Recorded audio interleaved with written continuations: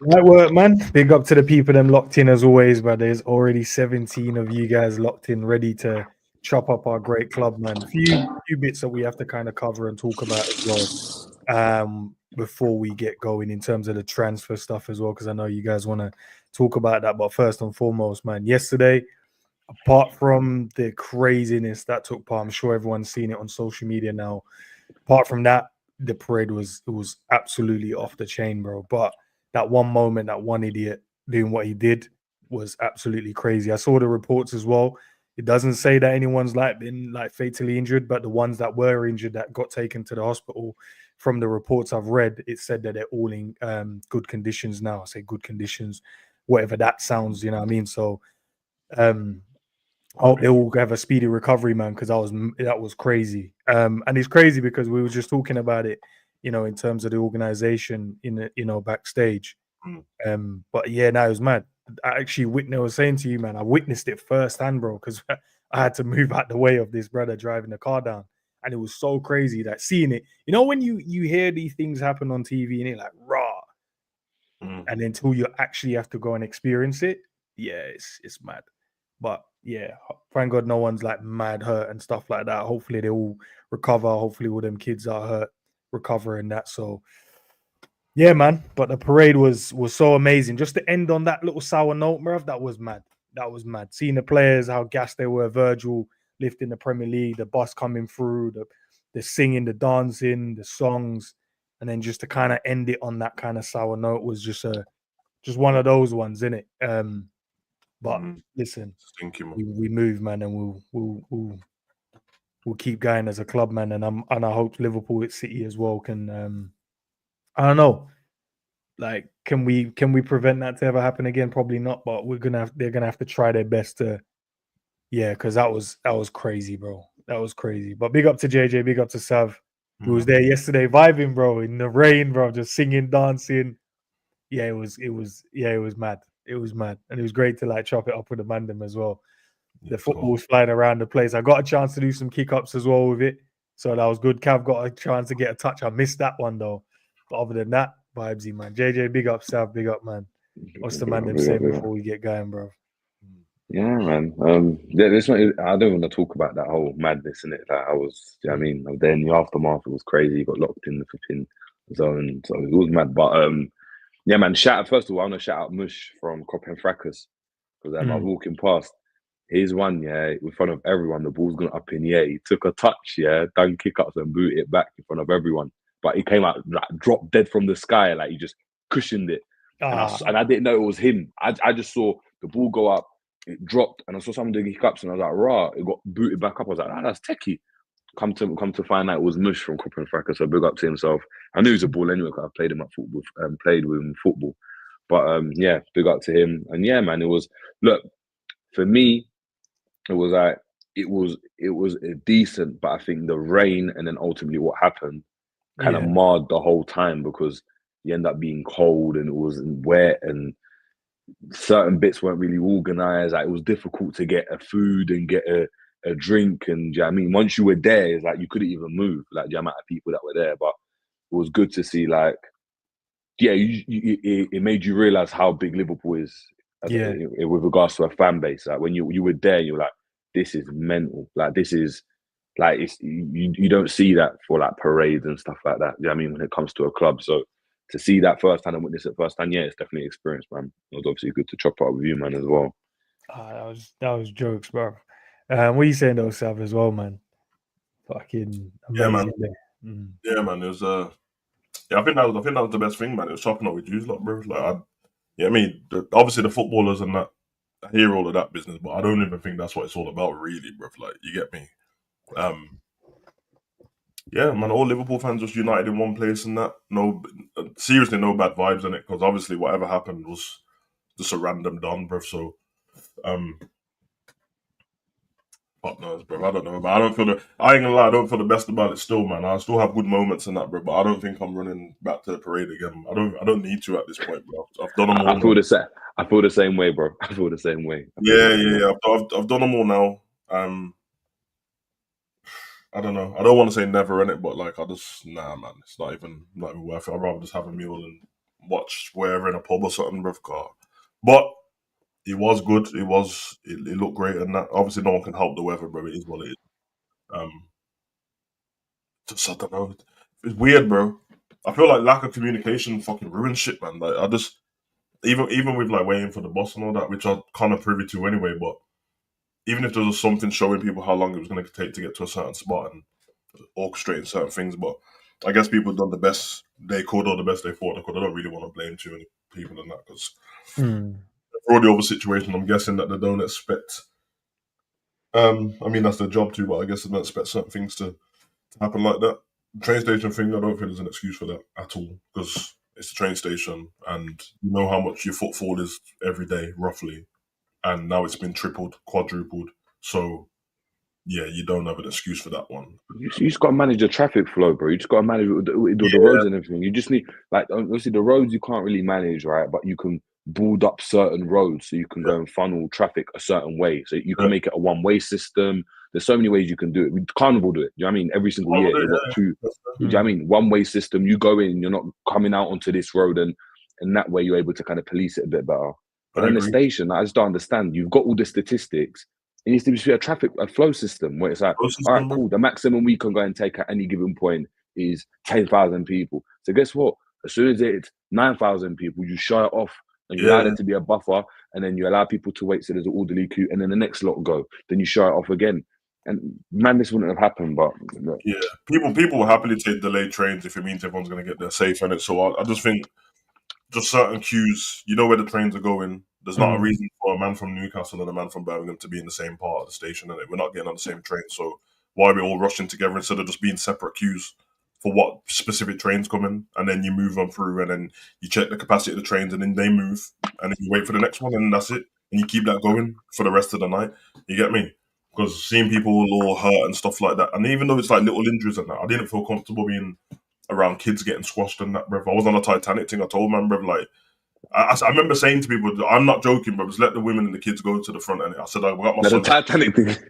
Yeah, I was like, let the women and the kids go to the front. And I said, my son can go and I'll stay here in it, just so it's not, all I care about is being in the train station. I heard man saying, nah, fuck that, bruv. I don't care about that. I'm like, all right, okay. So on the same day, I saw the best and worst of humanity, bruv. It's fine though, because I'm used to it, bruv. But nah, that's what I felt like, bro. I had such a great time looking around everyone, seeing everyone on vibes, bro. Just snapping photos of just random people just happy. That's dope, man. That's what football does. That's the beauty of it. And obviously, whatever else happened in the thing, it ain't got nothing to do with football. So that's not on the club and stuff. But I do feel like Liverpool's cursed, though. I do feel like Liverpool's cursed, man. There's always something, bro. We ain't never gonna get anything clean. The winning the league was too easy. You get me? The parade was going too easy. It was never going to be simple. It was never going to be simple. Nah, that man had to be raining. There had to be raining. There had to be something. There had to be a bit rain in there. Some dodge, some you know what I mean, some stampedes and that, couple terrorisms and that. Throw all that in there. And snipers on the flipping roof, like making man panic. All of a sudden, man are panicking. So man are just running through. It was just, but honestly, I couldn't believe what was going on. At one point, people were just running because they just thought it was alright. You know when 20,000 people start running, you just automatically start running as well. If you don't know where you're going, you're sure you're like, oh snap, we got to run now as well. Then you're running, then someone's falling over. There's glass on the damn floor because there was like obviously people smashing bottles. It was mental at one point, man. Even that little things that we were booting the ball up and stuff, and obviously that was a bit vibey. But a couple of times, just licked the kid in the head and that. I saw a little kid on the shoulder. Crazy, him on the head. I ain't gonna lie, bro. Cav hit someone still. Yeah. When I'm thinking of it now, Cav's a bit of a villain because he stole a little girl's ball and then rasped it in someone else's head, bruv. And then then the girl was just like, "That's my ball," and then Cav was like, "All right, well." Bro, he's going to be joining us, as he said, about half past, about half an hour in. We'll get Cav's. Where me and Jerry stopped as well. Jerry, you know that like Klopp was in the building opposite us. Yeah. I saw because there was all the Klopp was in it. You mean the skyscraper building? Yeah. So when Rom said to meet you by the travel lodge, the building opposite, he was in there, and I saw his picture from his point of view, and he was looking directly at. It was there. Okay, because I know there was like literally where we were sitting. You know, there was that. I think the Liverbird building. inside the building, you know, people in the windows. Yeah, They was all like Liverpool representatives. It was all like they came down, and when they came down, they all had the suits with the pins. So I was like, okay, you must be from the club. I don't know what relation they had to it, but yeah, man. Nah, I listen. saw a granny going mad as well. Did you see her? The video? Nah, He's out, bro. He's out, bro. nah, bro. Granny said, "Listen, little one-timers. Let me just. I'm letting loose, you know, like that. Let me let loose, bro. Let me show. Big up. Listen, firstly, big up to everyone locked in as well, man. There's over 200 of you guys in the building already.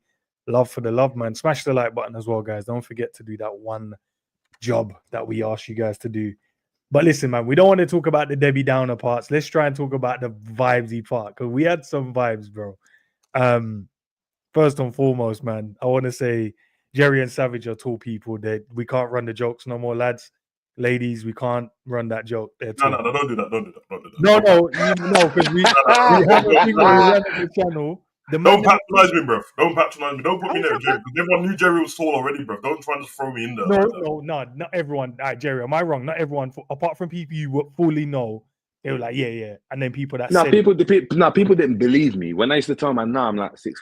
People didn't believe me. Like, even End was like, right, you're tall. Like, and End is tall.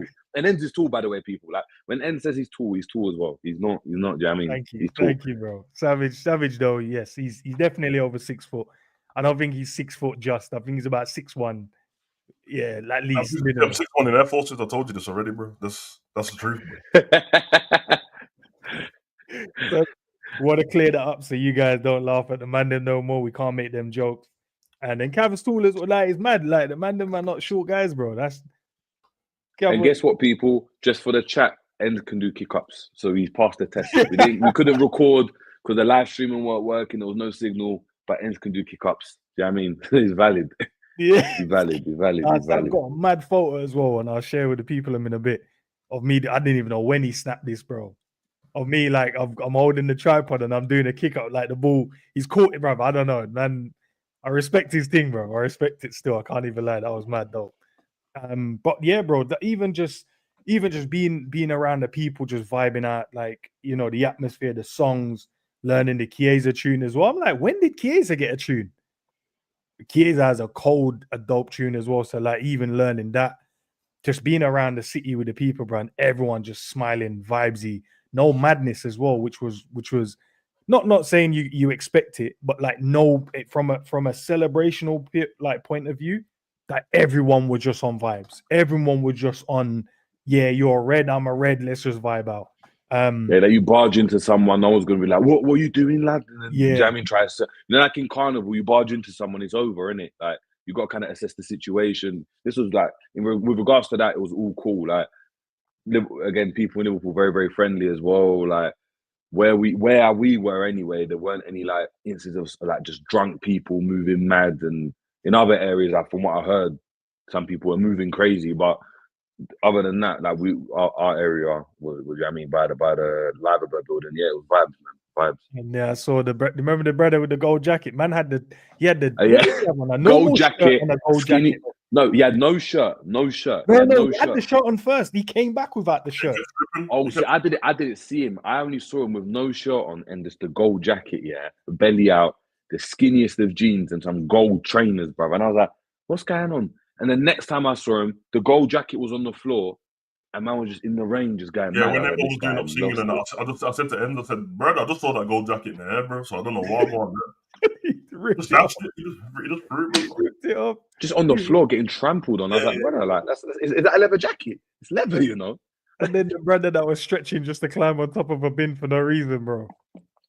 He was stretching to climb on a bin. Almost slipped off it as well. It wasn't a flat bin, it was a bent bin. Do you know what I mean? He's all sliding. He looked like he was gonna crack his head open. Yeah, man. Oh, no, that's mad, bro. That's so mad. And then Cav as well, when he comes in, as soon as he met his friend, work friend, bro, man started thinking about health and safety. These guys, bro, these contractors, bro, all of a sudden health and safety. I don't know if that scaffolding looks safe in that. It's like, bro, don't worry about them. They know what they're doing. If they do what you know what, if that the thing is this madness though. If that scaffolding fell, then what? Because you know when it's falling right onto people and it's falling right onto the damn road of the parade, you know. That's a tall building. Bro, I don't know how they even got on there, bro. That's the The first time I megaphone, they were looked, I telling was them to like, come yo, off. there's a few people. I'm like, okay, that's all right. And then I looked again, bro, mental. Thought you Virgin says 1.5 million people. I don't know the numbers, bro. Did you guys get a number like in terms of how much people was there? I heard 1.2 Nah, estimate. yeah, So- I thought it was 1.2, and they're idiots because now I'm actually deep in it because I remember Liverpool. I think Liverpool City. They put out the figures in it because they were telling people about they expected more people than ever before, but they said 500,000 people. They said that's how many they were expecting. So if it's closer to 1.5, 500,000 more, 500,000 in general. no, they said 500,000, and they would have said that 500,000 would. They're taking the piss, bro. They are, and literally they said it, and they were like, yeah, and as a result, like, do you know what I mean? We don't want everyone going to the city centre, just spread across the route because, do you know what I mean? It will be easier. There's more people than that. There was way more people than that. Yeah, I don't know if they got the figures right because from where we were. How do you get them wrong? You get paid for this. How do you get it wrong? You can get it close to I'm not expecting the exact figure, but to say 500,000 when the last one was 750 and that was the League Cup and FA Cup is crazy, bro. Yeah, this but is obviously it was more. Bro. Yeah. This is where we was getting with. Look, we didn't get to celebrate the last one as a team, as a city like that. So now the opportunity arises. You expect people to be flooding the city, like flooding the city. Like I saw people from random countries as well, like talking to different people, just random countries, just out of nowhere, just popped up. Like, yeah, here for the parade, here for the parade. Do you know what's mad? Yeah, when I was in Manchester, because obviously I started off in Manchester, right? And I was talking to one guy, the guy at the hotel. I was like, "Oh yeah, man, I'm here to watch like the Liverpool parade and that." He was like, "What parade?" I'm like, "Is this man taking a piss, bro?" Because obviously he's from Manchester or whatever. Maybe he's a United fan or City fan. Right, this brother said, nah, he just watches basketball. He didn't know there was no parade going on. Said, nah. How you not hear about a parade, bro? But you're just a basketball fan. Joke, man. No, some people didn't know, bro. Some people just don't care, innit? Some people just don't care. All right, man. Let's get into a couple of the stories, lads. Liverpool earned 56.4 million from winning the Premier League, money being dished out. I'm sure it was more than that though last year. I don't know why it feels like that's a low amount, but that's kind of a little bit of change Liverpool's got in the kitty to go and spend on these transfers. Tying that in, obviously, Frimpong just landed in England maybe about half an hour ago, so he's about to sign his contract. So maybe we'll start getting a bit of movement now in terms of like maybe like the pictures and stuff like that, him in a shirt and whatever they're going to plan to do with that. So that's kind of done and dusted. I also saw Real Madrid going to give Liverpool 5 million for Trent, crying his eyes out yesterday on the coach as well, man. I see like Sobo and Salah and that was hugging him, telling me like, yo, cheer up, man. And then there's like a video going around here. I don't know if it's true. I watched it, but obviously you can't see where it is and someone's captured it. Like Curtis is telling like, Trent, it's like, why does his brother keep crying? Yeah, that caption's hilarious. But it's like, definitely, bro, allow him, bro. But I doubt it would have been that in it because it wouldn't have made sense for Salah and Sobo to be like proper doing this, and he like I don't know. Curtis don't seem like the guy to be like. Like he's tapping Salah. It's like, why is he? Like, yeah, it is. But you know, it might have been like I don't know. I don't know in it. I don't know, but brother, that was hilarious. That caption was hilarious. Yeah, but 5 million for Trent, man. Listen, you know, I was in favor. Big up to the new subscribers as well, man. I was in favor of like just letting him chill in it and don't let him go. But if they're giving 5 mil, might as well just grab that now and just let the brother, do you know what I mean? Let him leave and go and do his own thing now. But how you man feeling about that now? Knowing that it's now done and dusted. There's no more games now for Trent. He's done and dusted, leaving completely. But obviously seeing the emotional side of him as well. And is 5 million enough? Yeah, more than enough, isn't it? Really. I mean, the season's done, so just like get free money on it. But yeah, I agree. Like, if Liverpool, let's say you didn't want to do that, I mean, he's not playing for Liverpool ever again. So it's just like you might as well get some change for it. But yeah, it's a shame, man. It's a shame. Like we saw the pass that he played into Nunes, isn't it? You're not going to see that at Liverpool. And yeah, it's a shame from that perspective. But look, all the best to him, man. All the best to him. Fucking hell, Lewis, about crocodile tears, you know. Raw. Yeah, Yeah, now we're by the Liverbird building. Sorry, Sav, go ahead, bro. No, I'm just kind of. I'm almost glad it's closed now and it's done, bro. Closure, blood, it's over with, man. God. It's getting boring. It's getting boring, man. We won the league. All everyone wants to talk about every day is Trent, bro. You get me? So, the player himself, listen, whatever, innit, man, go and enjoy yourself, bro. And people, you know what I mean? I'm like that in life anyway, bro. Like, away from football. And people do stuff for a long time. Life ain't that long. Just go and experience different things and that. And, yeah, we move on, bro. That's what we do, innit? That's what we do as football fans. People come to your club, leave your club. Some people, he started his career here. And, yeah, man, I feel like the major talking point should be us winning the league, bro. So I know everyone keeps trying to like say the same thing, but they're the same people talking about it constantly. So they ain't got Trent to blame in the media, bro. You can just not talk about it. It is what it is. It is what it is. We won the league, innit? Trent or no Trent. It is what it is. Nah, yeah, I respect it, bro. Like Leaves, we're gonna get in Frimpong, which is obviously, you know, landed in England today. And then we've got Bradley there as well. I think we just move forward in it. I think that's the only thing we can do now as a team. Good players come, good players leave. We make good players and they move on as well. We make good players and some of them stay. But that's just the world we live in. But the one thing always stays is the club, and the club will always be here, no matter who's within the team or not.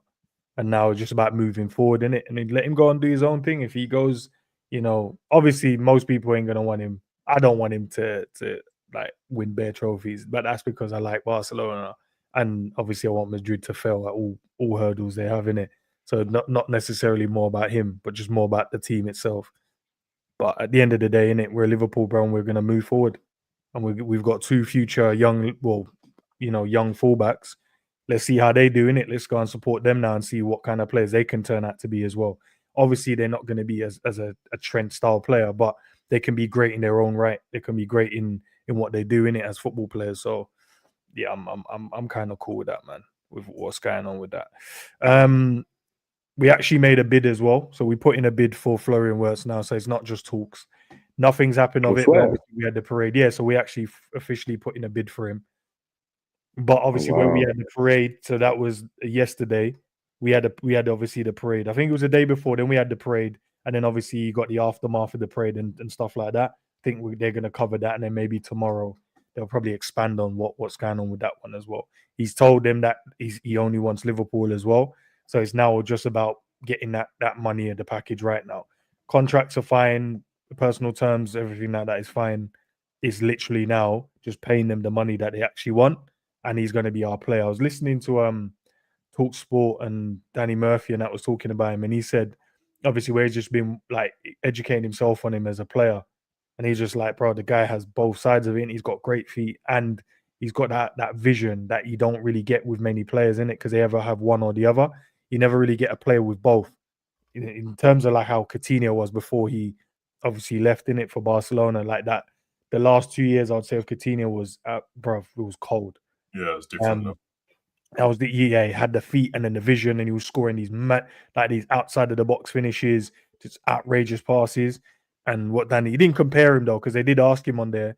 But then I think he probably wanted to say Coutinho, but I think where he's seen a few people already said that, he probably wanted to say something else. But I've only watched the clip. I haven't watched the full interview of it, so I don't know if he goes on to say, "Oh yeah, I'll probably say Coutinho."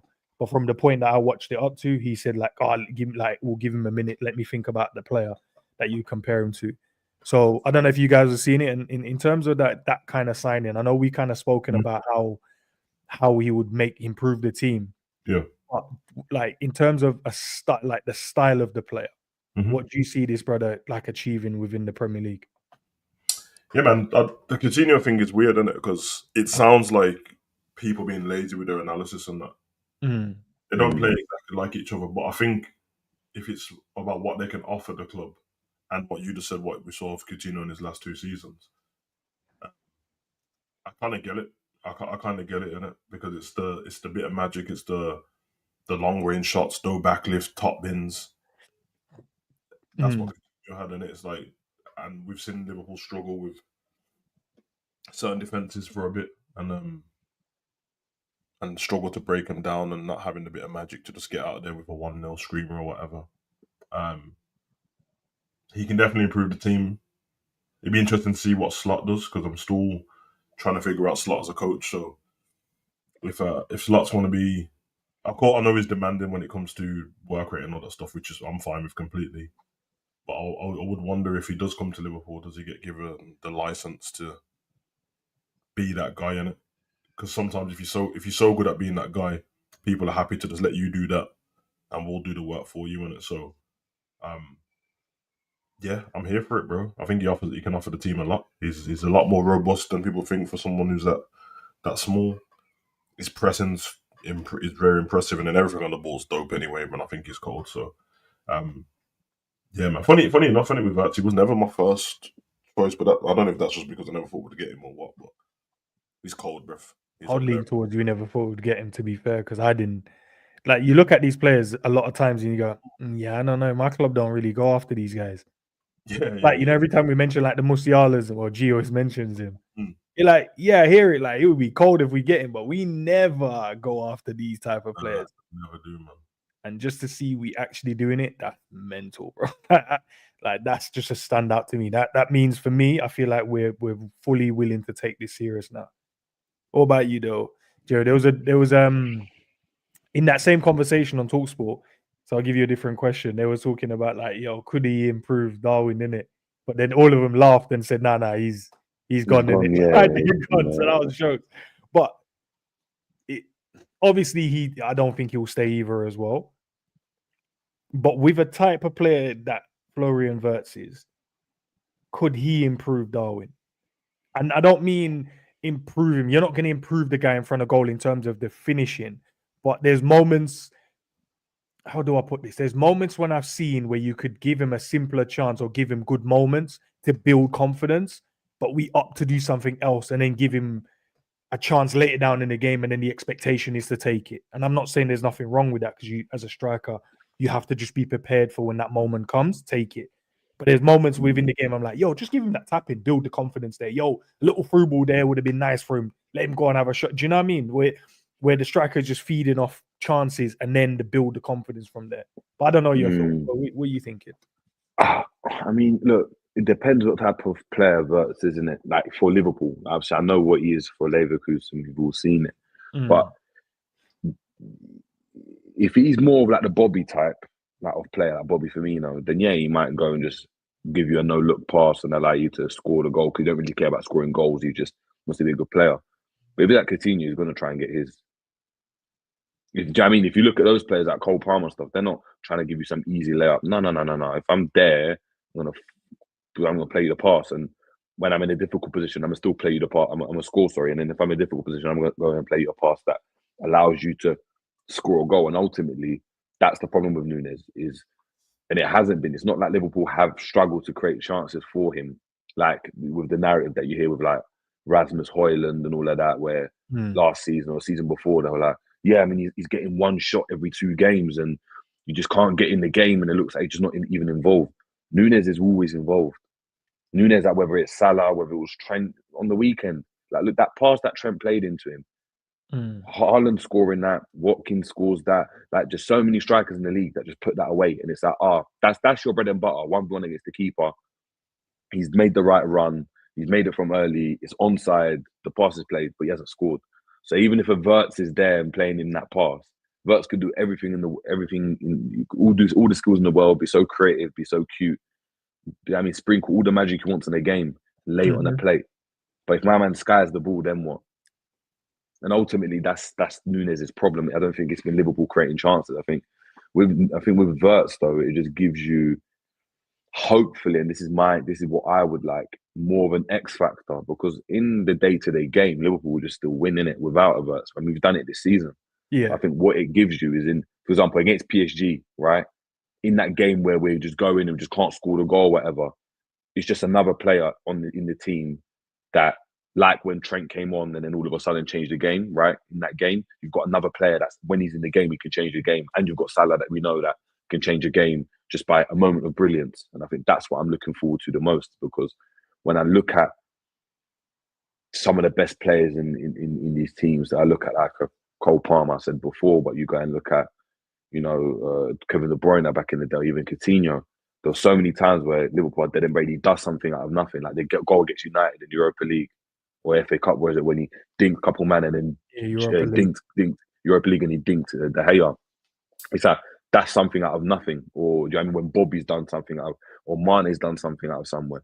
Right now, for whatever reason it is, we don't really have that in abundance. Like Soboslai's not really going to give you something out of nothing.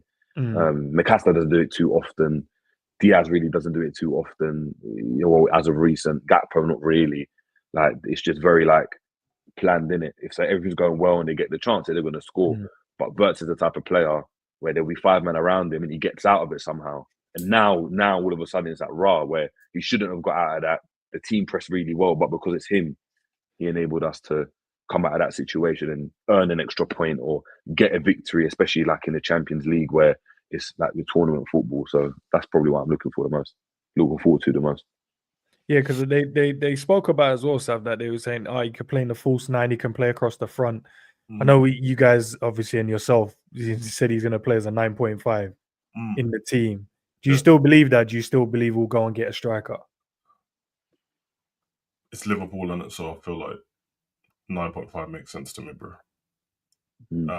I hope I'm wrong though, and I'm not. When I do this, I don't try and be pessimistic. I just go off what experience I would have, but I'm always hoping that I'm wrong when it comes to assigning players. So when I see that kind of price tag, even though in the modern game that's not even a lot compared to what some players go for, I always think, okay, Liverpool, if they're going to splash that much money, they might find an alternative for whatever they were going to get. So if it's a striker, they might get a cheaper one or none, and then try and find solutions within the squad, which I'm not completely mad about. And I understand why Slot probably wouldn't be completely mad either, because he just won the league, innit? So I don't think he wants to change too much. But it's what Jerry said as well, like adding an X factor to the squad is always a positive, and we'd lack it.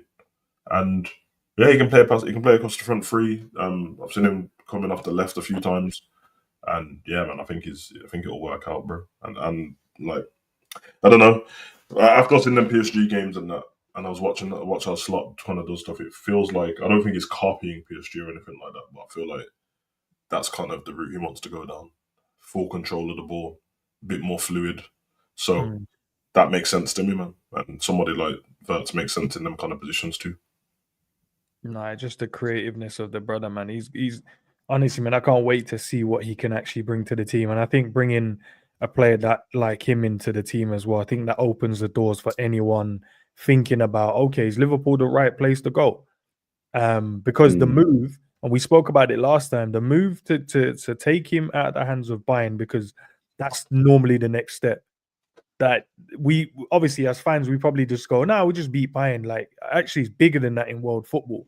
The fact that we've taken a player that would naturally just move to Bayern as the next team, to, is in terms of his progression or stepping stone, whatever it is, that's where he goes. For us to go, no, this is the place to be. I think other players that weren't even probably considering Liverpool, or maybe going, yeah, they don't really come for players like me because, maybe I'm going to be outpriced. And just looking at that now going, okay, possibly, like, they probably put little feelers out there and going, yeah, like, if you, if you guys need a striker, you guys need another midfielder, there's certain players might go, I wouldn't mind going to play for Liverpool, especially seeing a player like Florian WIRTZ joining the team up. But talking about him joining, Kerkez, I know most of you guys are here to hear us, chop up about him as well. I said to you guys on the last stream we did, or the one before, that he was saying about he doesn't know what's going to happen next week. Negotiations are fully on the way, bro.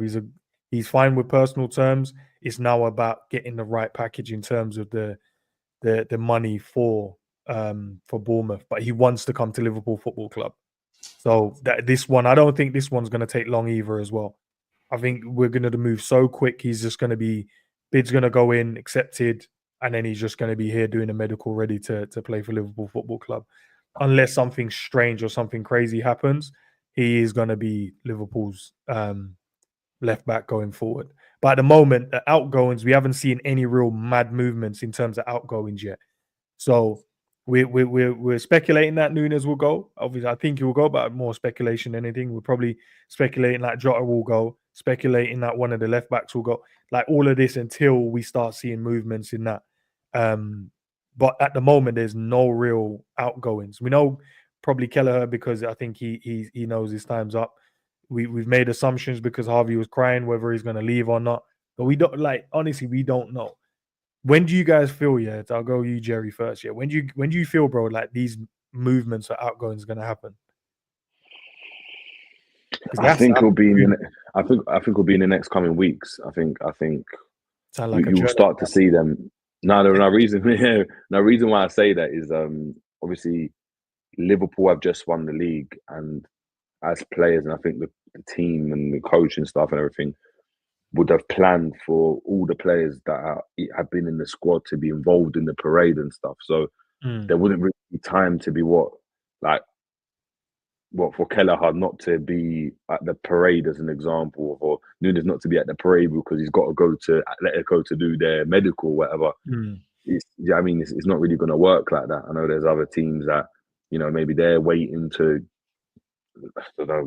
offset some players so they can go and sign certain players. And we've acted fast, but we acted fast with players. One of them's got a release clause. The other one, we've probably done some groundwork on him before because he was at Bournemouth already, and we just want to act fast. Probably because there's interest with other clubs with it. I think with WIRTZ, I think it's a very similar thing. I think when you look at the discussions and the narrative surrounding WIRTZ, is Liverpool want to move very, very quickly. They don't want to waste time. So that suggests to me that, it benefits Liverpool getting your business done early, but it's also because the deal with Bayern was there. And if Liverpool would have acted slow, Bayern would have had more leeway to go and work out a deal and, whether re-engage with, his agents and all of that type of thing. So, I think you have to see it in the next coming weeks. But listen, it's football. Like, this could go right down to the wire. You might end up signing loads of players, not selling a lot of players, and end up selling them on the back end of the window because you've got time to sell them. It's not like, I don't think we're in a situation where Liverpool need to, we've got no money and the only way we're going to get players is we need to sell to buy. I think, we're still going to do that, but we've got the money there already. So we're just already in our minds, we'll cash in on that whenever. We've got this window to do it in, but we're going to bring in the players from now so we can be established and we can be set, and then we know what players we're getting rid of and that type of thing. And I think that's probably what it is. Big up, Charlie. Makes a good point here. So the club's looking to get all the deals done before pre-season. That's a good shout as well. Yeah. Probably, I think our incomings. Yeah. I think our outgoings. We don't really care about that.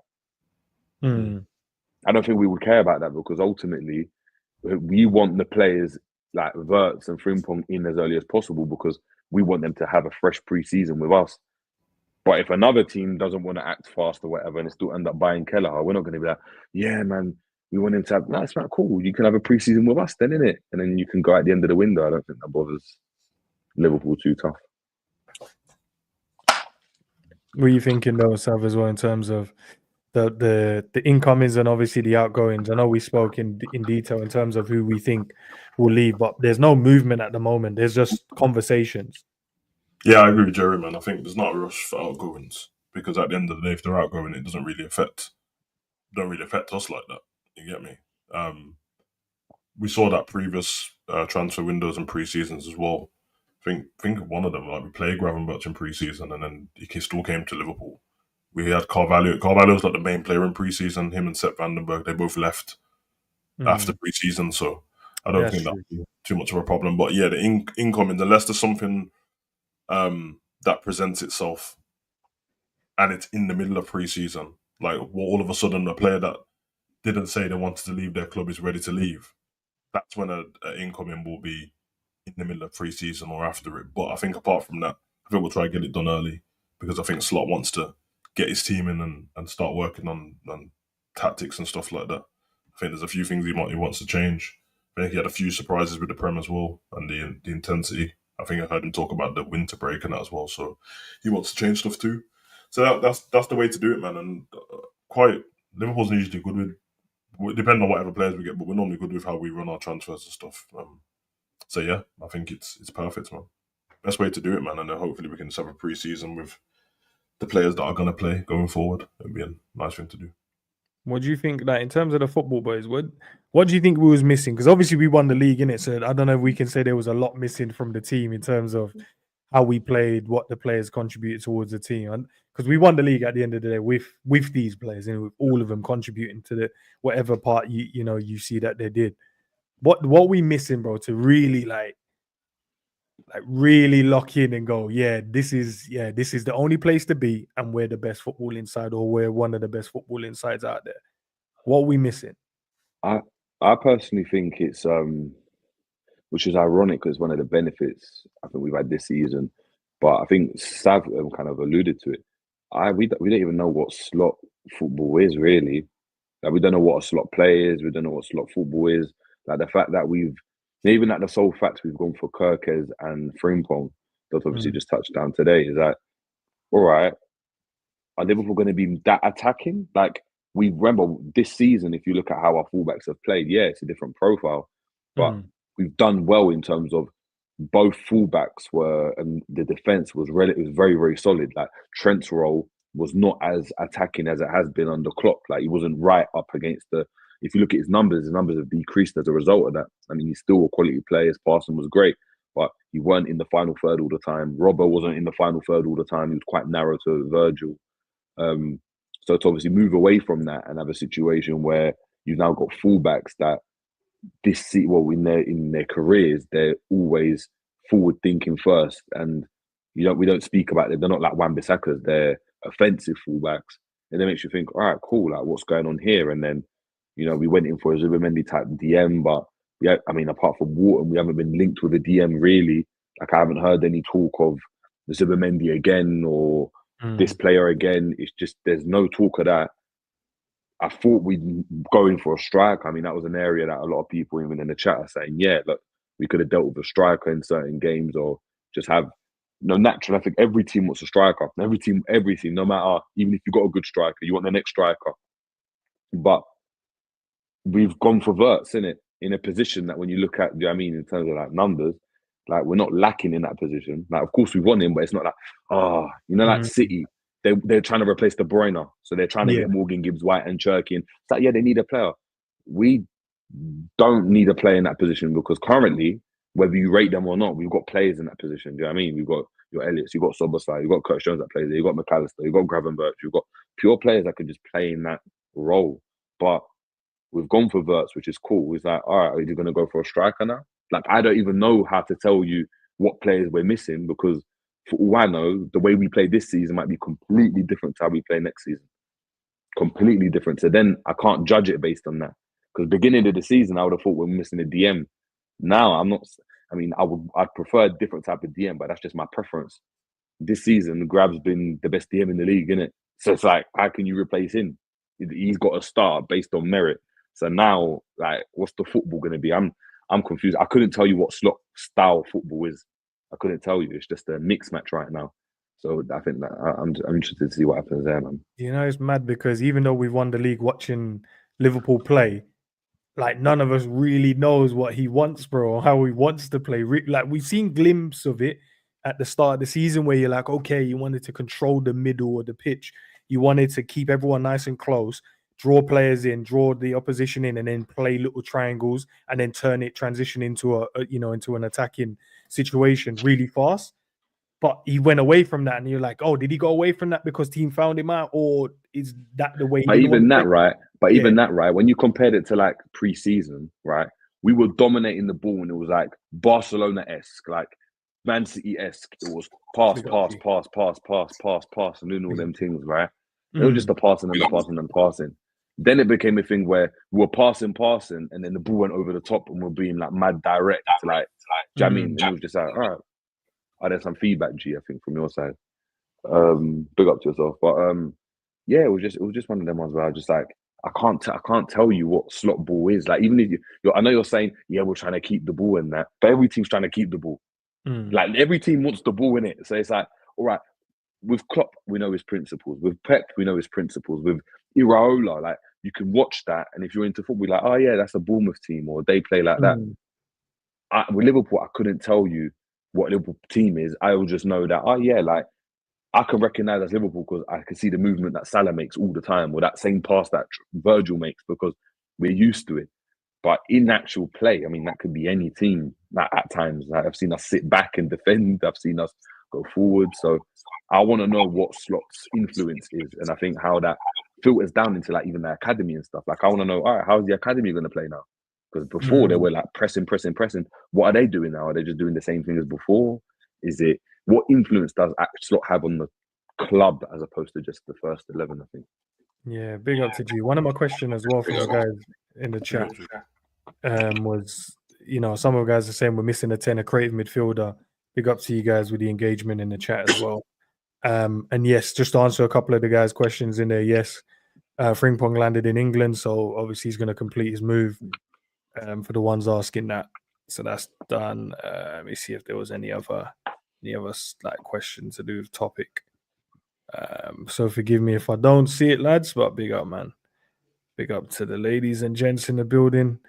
But yeah, like there was one moment in preseason, when the keeper had it, he was trying to draw the players in and he went long into the striker.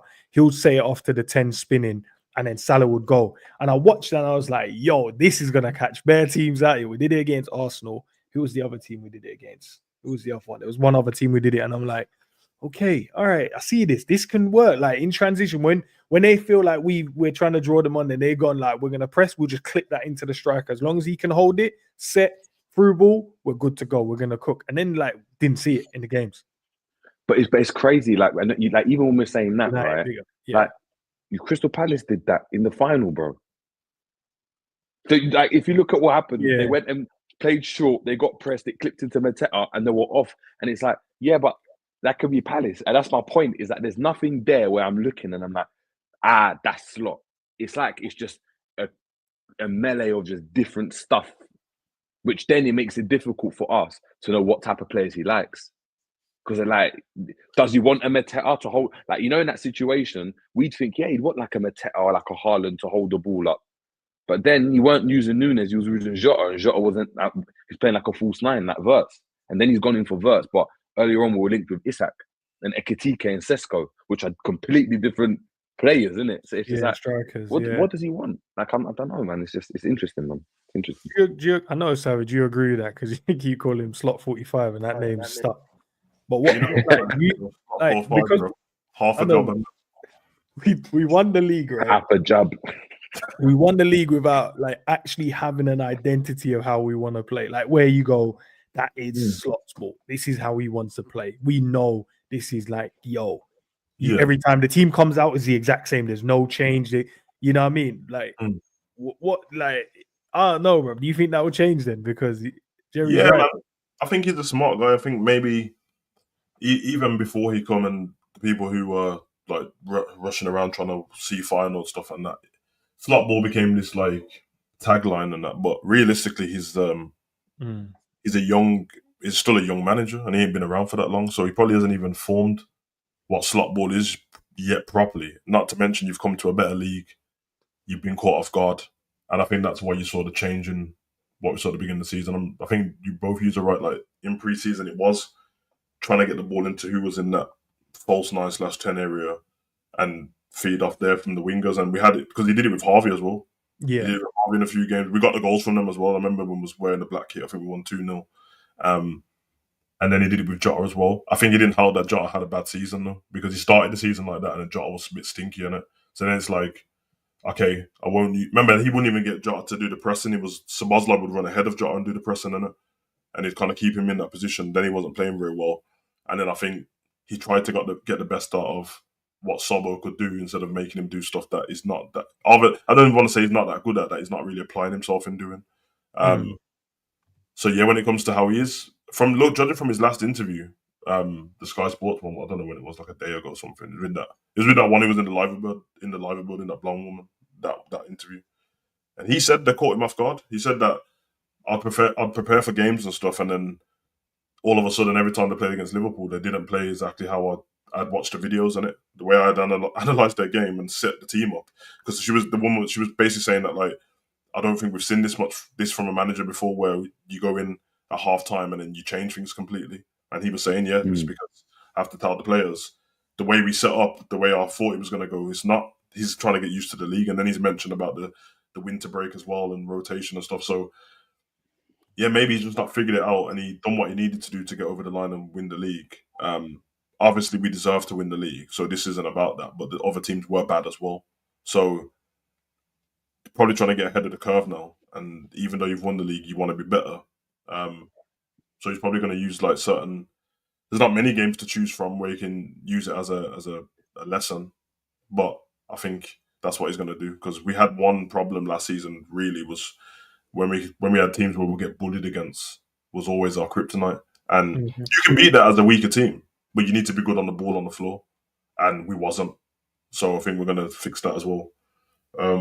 But it definitely seems like he wants someone in that central area to run stuff at the top of the pitch, be some kind of conductor, whether that is whoever's the false nine. And I really don't, based on what I've seen, I don't think he's going to go with the striker. Like on the team sheet, there'll be a striker there, but I think it will be some kind of false nine. And I think we've seen enough of that already. We ain't been linked to anyone. Seemingly, that's how. Sav, do you think if we had a striker, it'd be someone to replace Nunes? That would be like second, like he'd still be a bench player, but he'd have a better output than Nunes. Yeah, so like like Origi. I mean, I use Origi, but like Solskjaer. Like a Solskjaer as an example, where he knew he wasn't starting, or Chicharito. He knew he weren't starting every single game, but they knew that we've got to go a bit different. We put this striker on. We can now play a different way, and I know that when the chance comes, it's not a 12% conversion rate. You know what I mean? It's a 20% conversion rate, which means that you now got a striker that can get you maybe 10 goals a season. Yeah. Play maybe less minutes and I think we sold one of those strikers them kind of dreams, and obviously you probably won't tell them that, but you let them know that I'm a fair manager and you can battle for your position in the team and stuff. Only, especially with the way we sign players and that. I see like people like Jonathan David's on a free. He's got over 20 plus goals every season, and he's a starter in his team. But listen, come to Liverpool, man. If you happen to be better than the person who's already playing in that position, then perfect. If not, then you off the bench is great, because it's just somebody. I think that's a good name, that Jonathan David, because if he's moving to Liverpool, especially and he's on a free, he's not coming with no expectation like I'm the guy. But you see, if you sign a Ekitike or Sesko for 100 M's, that's what they're quoted, or even like 60, 70. You're coming in thinking, I'm starting. Like, they're young as well. But if you're getting Jonathan David on a free, it's almost like with Matic. Like I know Matic became like a starter at some points, but when he was out of the team and Gomez was playing, if Konate was playing in that, it was more of a discussion of who was playing better. But there was never like, he's the starter, we've got to get him in the team somehow. Whereas with Nunes, remember, it was like, we spent this up, we've got to get him in the team, we've got to. So what you just said is perfect. The Matip one, that he wasn't expected, but we knew how good he was. But then he just got himself in the team on merit, and everyone was fine with it, because if you're in there on merit, then you're doing something well on it. If not, it's cool. We've got somebody on the pitch to do the job already. So I'm not mad at it. I'm probably overthinking, because I'm thinking about transfers and ain't my money, and I don't know how they'll move. But just off experience, spending this much money on WIRTZ, if there is going to be a striker coming in, I don't expect it to be somebody who's all these other players everyone's talking about, Sesko and Ekitike and that. Bro, they're starters in their team and they're both young. So I don't think they're coming in to be a bench player at all. So, that works for me still. Big up G, bruv. I don't know how much of the conversation you kind of listened in on, but we were speaking about obviously Florian WIRTZ coming in and stuff like that. Big up to the guys in the chat. I see them dropping a few links. Big up to Honesty as well, dropping the links as well, where he's getting it from. But he wants to complete the deal by Friday. I'll double check it while we're discussing and stuff like that. Obviously, Frimpong landed in England not about half an hour ago, so that's looking to like finalize. And we're talking about as well Kerkez as well. He's already told the fans, look, he doesn't know what's going to happen next week. Fabrizio obviously said that the deal is advanced now between us and them. It's more now just obviously what the package of the money. His personal terms ain't a problem, and his package ain't a problem. Is just the financial part for the club. And then obviously we just discussed in terms of where Florian WIRTZ going to play and how Arne Slot is going to play going forward, because we don't know his style of football yet. We don't know it yet. But what's your take, my broski? And big up, man. We missed you yesterday, man. It was what, bro? Bro, listen, we'll get into that when we get off. No worries. You enjoyed that Palace parade, yeah? Like, look at Palace. Like I said, we'll talk about it. We love you. The Palace. The Palace.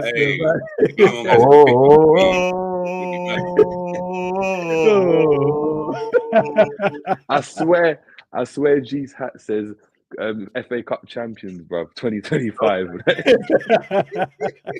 Man said he was glad all over him. I hear it. That was a running narrative yesterday, G, by the way. Yeah, I'm not surprised. So I'm okay. I'm okay. But yeah, no. First of all, big up to the man, then big up everyone inside, man. But yeah, I'm listening to what you man are saying about the style of football and that, and yeah, we don't know, bro. We really don't know. Savage has been calling him slot 45 for so long. Bro, at first I was like, nah, Savage is being a bit deep still, but now I'm like, nah, Savage has been saying it for so long. I actually believe what he's saying, because we're not really seeing anything. And Jerry's right about the whole, it's like a mesh. I think the only time we saw his style of play was pre-season and the first 3 games of the season. I think after that point, it just became about, we're just trying to get through the games. Like every game, I'm just trying to get through it. Get through this game, get through this game, get through this game. And then you'll see like little sprinkles of like his ball, like whatever that is. But yeah. You feel like Nottingham fucked up his plans, bro? I don't even know if it's, you know what? I don't know him in it, but that could have been, as dumb as it sounds, that could have been something. You know, when you get knocked off your high horse a little bit. Remember, you just come to the Premier League. You just won the first, 3 games of the season. You come up against Nottingham. Remember, at that time, Nottingham were like, Nottingham, bruv, they just got almost relegated like 2 seasons in a row, even into early this season. You're not caring about what their man are on. Then you lose. You're like, oh. He alluded, me and Eds joke about it all the time. He alluded to that in his press conference before. He said, he said they're in the bottom half of it. We're supposed to beat them. Yeah, bro. He just completely washed them away. And it was like, listen, and obviously he just come to the Premier League, so I'm definitely not holding this against him. But you know, like when he first came to the team, the way he used to speak about the league in general was just more like, well, yeah, like we're Liverpool, so and which is right. We should just be able to beat these teams. Like, what do you mean? Like we're losing to Nottingham and we're potentially getting draws, or certain teams are giving us a game. What do you mean giving us a game, bro? We should be beating you 6-0. That wasn't happening. So you know, when he had to probably rethink certain things. But obviously, remember, the players already know what to do. They're already locked in. They know what they need to do. They've been doing this for years and years. And I think timing is everything in life, isn't it? Like, we just caught everybody at the right time. Do you get what I'm trying to say? Arsenal are, to be fair, remaining relatively consistent, but just not good enough. City are, God knows what the fuck's happened to them. And it just opened the door for us. But really and truly, there's only really 3 good teams, like in terms of at the top level in this league. That's Arsenal, Liverpool, and Manchester City. Yeah, the rest I think a level below what they are. Clearly, from what we've seen this season, with how the season ended, you can see that, yeah, there is only actually, at this moment in today's day, there's only 3 teams who are like here. The rest are like, oh, okay, I need to catch you. I'm still trying to get to that next level where even if I'm playing shit, I can still be up there. Man City have been shit almost 95% of the season. Where did they finish? Yeah, that tells me that the rest of you are so far off that gap. Do you know what I mean? Before you can even get to that level where you can be shit and still get there. Do you get what I'm trying to say? And I think that's what it is for him, man. So I think it's a weird one, because I know we're saying obviously, yeah, everyone else is shit and that, but when you look like across Europe, and I think Slot alluded to it in that in an interview that Sav's talking about, where he was like, yeah, like he does, like the fact that the team that's 17th, 16th, and 17th gets to the Europa League final, and a team that, has been out of the top 4 for the majority of the season in Chelsea get to the conference final, right? Are bad in this league compared to the other leagues. Like if you were 16th, 17th in the Liga, bruv, they're crap. Those teams, like when you talk about crap, like they're just poor, like they've got no chance. Whereas in this league, it's seemingly like more difficult, and it does seem like Slot kind of realized, oh, like this isn't that final where we're winning 95% of games just because we're final, isn't it? and we've only got really 2-3 big games in the league where it could go either way. Yeah. But ultimately, yeah, like we should win. It's like, nah, like if we're not on it, if we're not, you know what I mean, super focused with the amount of money that's in the league and stuff, like Brighton can spank you. And we got beaten by Brighton, innit? And I think I actually spoke about it on any given day. Brighton's going to beat a team like us, and that's not going to change. The next season, they're going to beat someone else. That's on our level, and that's just the way the Premier League is, and it's probably the most competitive in that sense, because then the other league is like, you expect all the other teams just to, do you know what I mean, just to lay down and allow Bayern and Real Madrid to just beat them. Do you know what I mean? Yeah, I think that was his expectation. I say expectation, but I think that was what he thought would have happened. Looked at Liverpool, big team, very good players. I remember South saying this early in the season as well, in terms of when we was looking at players and didn't really sign anyone. And the conversation was that he obviously looks at our players very highly because he didn't have that at Feyenoord. So coming here and seeing the caliber of players that he's got at his disposal, he's probably thinking like, "Yo, this team is cold, so we should be going to beat these other teams." Because, not saying he didn't rate the other players, but he's probably looking at him going, "Yeah, I've studied, like, watched the league, but I haven't watched every team, but I haven't studied every player individually. So, but our players, we've got a couple of world-class ballers in our team. We should be going out there and beating these men, not realizing there's some ballers in different teams within the league as well, and there's some really good managers, with some really good system and the way that and style that they want to play." So I think he's obviously, that's going to be a learning curve for him as well. I think that he should take that into next season, as well with the rotational policy, trusting the other players. And obviously he's now going to put his stamp on the team, get the players in, the Fringpongs, Kerkez, Florian WIRTZ, and then whoever else he decides to get in. So that there should be no excuse now in terms of, oh, I'm only sticking to this 11 and I'm only changing if I need to change. It should be like, yo, you should be able to trust players now because you've added your little sprinkle onto this team as well. So that's what I'm looking forward to seeing, how he plays, what his rotational policy is, and how he adapts against these other teams. Because we know, bro, like Ibu said it, most of these teams, like, we are their final, bro. They play way different than they play against other teams. Because I've openly watched teams play against us, watch them the following week and go, yo, they play really good against us. Go and watch them. I'm like, you went a 4-0 down at half time, bro. Like, where I don't see the same energy you guys were giving against us. So yeah, we have to get used to that. And I think getting in these type of players is going to massively, massively help us. I was seeing if I check in for some more news as well. What about the Cody Gakpo to Bayern one? See that popping up. I see that Christian Falk tweeted about that as well. That Bayern wants to get Cody Gakpo in their team. Do you think that's a possibility? Are you guys cool losing him if he decides to want to go? I don't think he would leave, but then again, I don't know, innit? Did he do enough to stay within this squad for Arne Slot? What's the price? Probably similar. There's no price. They're just saying. I don't know. For me, I think it's a similar thing to Diaz, isn't it? I think it's a similar thing to Diaz. I think I wouldn't personally, like I said, it's worked well having two left wingers that when one's out or one's out of form or whatever, one comes in and he's on form. Like, it's worked out well. So you're not going to get a winger that plays every single game that's got the GA of Diaz and Gakpo combined. Like, that's the best player in the world, isn't it? That's numbers that we can't. So it's like, you ain't going to get like another Salah on another wing. And I think Slot actually spoke about it, saying that I can't have another Salah in the team. He actually said it in that interview. He was like, yeah, I can't have 2 Salahs and 3 Salahs. So there needs to be a bit of a balance. So cool, like, I don't mind keeping them. But it's a situation where if Liverpool get a certain amount of money offered for that player, they'll be willing to let them go, because it just might become a financial decision where they're like, all right, cool, we can replace that with someone that can give us something similar. But again, like with the whole like Diaz Gakpo thing, I've always thought, in my opinion, Slot's preferred Diaz over Gakpo. I think he's played more minutes. I think he's been in the team more. I think he's proven to be more versatile. But again, that's just my opinion. I think he likes both. It's just a situation where I don't know. Like, if I saw someone say like 90 million for Gakpo, and now if someone wants to spend 90 million for Gakpo, same thing with that 80 or 90 million for Diaz. I think Liverpool might end up selling at that price point. It just depends what Bayern want to do in it. They've also got like Mitoma and stuff on their list, so Mitoma is an easier deal to conduct. So he might not even that might not even happen. What about you guys? What do you guys think, G and Sav? I don't know, man. It doesn't sound realistic that, I mean, Gakpo would leave Liverpool.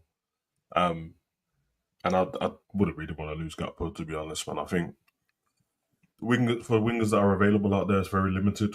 And Yeah. I don't want to say better the devil, because Gakpo's been really good, but it is better having the player that you already know. You know what they can do. You know what they can improve on. And you know where they're effective than swapping man out and then getting somebody else in who we don't know how Slot's going to play him, if he can use him in a certain way. It doesn't work out for me, man. So for me, Gakpo stays at Liverpool, man. That's not to keep it like that. Yeah, it just says Bayern are looking to bolster their attacking area this summer and sign a new left winger is their priority. Bayern are now checking Cody Gakpo on as an option. But that Christian Falk guy, he's the one that spoke about the WIRTZ deal as well, isn't it? Yeah, he covers a lot of like the Germany news and Bayern news, isn't it? So he doesn't say like it just says they've obviously put him as an option on their list of players to look for. I mean, it probably would be in it, and like Diaz would be an option as well. Like I think it's one of them ones where there's, like I've said, there's not a lot of left wingers in the world, in it. So you're probably going to have the best left wingers on your list. Maybe it's one of them ones. I'm not sure. I did see a tweet as well, yeah, when they were saying about like why is it always our team, our players, these clubs keep coming in for, but they're never going after anyone else's players, it's just always ours. Do you guys believe that, or is that just utter nonsense? You got also, I guess I don't know if that's true though, but at the same time, it would make sense though, because look at the players that you're going for though. Like these are players that the reality is they kind of are a bit more easier to attain. Remember, Gakpo isn't a starter. Do you get what I'm trying to say? Ibu, like wherever his contract situation, we ain't got a clue what's going on there. We've got players that remember, they're not going for Salah. They're not going for Virgil. They're not going for Ali. They're going for players who are like, oh, yeah, you know what? If we put in a cheeky bid, man could go probably get him. Liverpool, Jerry just said it there. Like, you could probably sell him and it'll be like, okay, cool. Do you know what I mean? And I don't think it's a question of who's better. I don't think Liverpool would even look at it like that. I just think they'll look at it as maybe I just need something different. Like, I don't know who that is. Maybe like a Malik Fofana at Lyon, as an example. We're definitely linked to him. We're definitely looking at him as well. I was reading the reports on that. So he's definitely an option we've sent scouts out to watch as well. You get what I'm trying to say? It's like maybe you just want something like different. Maybe an opportunity arises in the market where you're just like, and I haven't got a clue who that is, but a Kvaratskhelia midway through the season just happened to just be an opportunity that you could have taken, you didn't, kind of thing. And obviously that's like one of the best wingers in world football right now. So you're like, oh, okay, could have got him, but we've got two wingers here. Not really trying to upset the apple cart. Can't really do that. Blah blah blah. Honestly, it might just be a case of Slot just wants something different. If he were to go, by the way, I'm not saying he's looking to get him to go, but he just might look at it like that. But I'll be honest, either of them could go. Like, I'm not kicking and screaming if they're like, oh my God, like what, Gakpo left? Like, what are we going to do? I'm more than confident that you could probably get in anybody and it'll probably be the same kind of output, if not more potentially. Like, I don't think they're that valuable to the team. I don't think they're one of those type of players where if you can get other players in and around the world, I don't think it's always a case of we look at it and think, well, who's going to get more numbers? And that it's like, well, how do you know? You know what I mean? For all I know, I get in Malik Fofana, who's 19. He might score double the amount of goals. For all I know, I haven't got a clue. Or we play a different way where, I don't know, whoever that person is, they just come in and just do a madness, or they play so differently that, you know what, we actually need that person on the left wing, you know? Gakpo and Diaz are not offering me that, as an example. I don't know. Again, I don't know who that is, but they're not the ones you need to be stressing about. I think the players you got to be stressing about more so would be if you was to like let like a McAllister go. As much as I don't big him up as much, I'm like, well, you're gonna need to replace that. Do you get? I'm trying to like whatever that is, you're gonna need to replace, you know, in the team, or you're gonna need to find something that's like Pedri level, like kind of equivalent to be able to just come in and, you know, do whatever you need him to do on the left wing. Bruv, come on, man. There's bare wingers you can just throw in there. Before I go to Cav, I'll ask you guys in the chat, man, what we doing there? If the Bayern links are true, which it seems to be, doesn't mean that he's leaving. Would you guys sell him? Yes or no? Cav, big up to you, bro. Evening ends. Evening, guys. Sorry I'm late. I had many things going on. Apologies. What do I think to the Gakpo links? Is that the question? Sorry, Jens. Yeah, Sav kind of opened it perfectly. It just feels like a little bit of a just a rumor. I can't see any substance behind that, to be honest with you. If there was some, merit to it, I don't see how it benefits us, to be honest with you. He's a bit, I wouldn't go as far as to say an unsung hero, but he certainly played his part this season without grabbing loads of headlines and what have you. Chips in with the odd goal and stuff. And he seems like a good guy, seems like he fits into the group well. And all these things do play a part, as much as we don't like to talk about them. And I think that there's going to be so many changes already this summer with the two fullbacks, possibly Florian WIRTZ, and then maybe another, that I don't think they'll want to change too much more than that, to be honest with you. I think there's so many players that will probably be heading out the door already that I don't see how it would benefit to move somebody who's quite solid in Cody Gakpo on, certainly at this point in time. So I think the only way that Liverpool probably entertain it is if a proper bid come in and it was of a good amount. Otherwise, they'll probably just look at that as a player in a position that they think no need to touch that just yet. We've got other areas to focus on, and they'll just run with him, And I think you guys have already spoken about that rotation with Diaz on the left and the numbers that both of them have managed to achieve this season. They're at an age and a point in their career where we should expect the same, if not better, again next season. So I just think with the amount of changes we've got to make in the squad, we just leave him and that kind of position as it is for the time being. And actually, I'd just say he's surprised me how well he's actually done, to be honest with you. I don't know how much better he can get. And I don't think that Liverpool would necessarily look at him as a player that they're going to improve him so much so that they're then going to sell on and make millions out of. But I do think they'll see him as a player that will always have a really good base level. And so no matter how far he improves, the minimum's always going to be good enough to have a place in the squad, whether that's a starter, whether that's the squad develops in years to come and the forward line's so great that he becomes the bench option. He'll still be good enough for that. So I think he'll always have a place at Liverpool because of his technical ability and his mindset that he's got. So yeah, it just seems like just a rumor, to be honest with you. I can't see there being much to it, but I can see why they'll be looking at him. He's had a good season, to be fair. No, that's fair. I'm gonna read some of the guys in the chat. He says crazy disrespect to Gakpo. I think that's when G was talking about him. A few people said obviously Anthony Gordon and stuff like that. In terms of the question, Salala says no. ACDC says of course not. Dustin says no. Darwin Puna says yes. Not, and honestly, it's not if you're going to go and get Matoma. Matoma is a good one as well, but I think is the time past for a player like that at Liverpool Football Club. How old is Matoma now? I want to say 28. I don't know why. Yeah, I'll take Matoma. I ain't gonna lie. Would you say that? I'll take Matoma. I ain't gonna lie, bro. You get me? He's 28 though, but his birthday. He's 28. Okay, go. Yeah, but he turned 28 last week. Yes. The thing is, Cody as well. Like we've seen it, especially at the very start of the season. I'm just trying to think. What was in? Was it? There weren't an international tournament in the summer. Was it the summer before?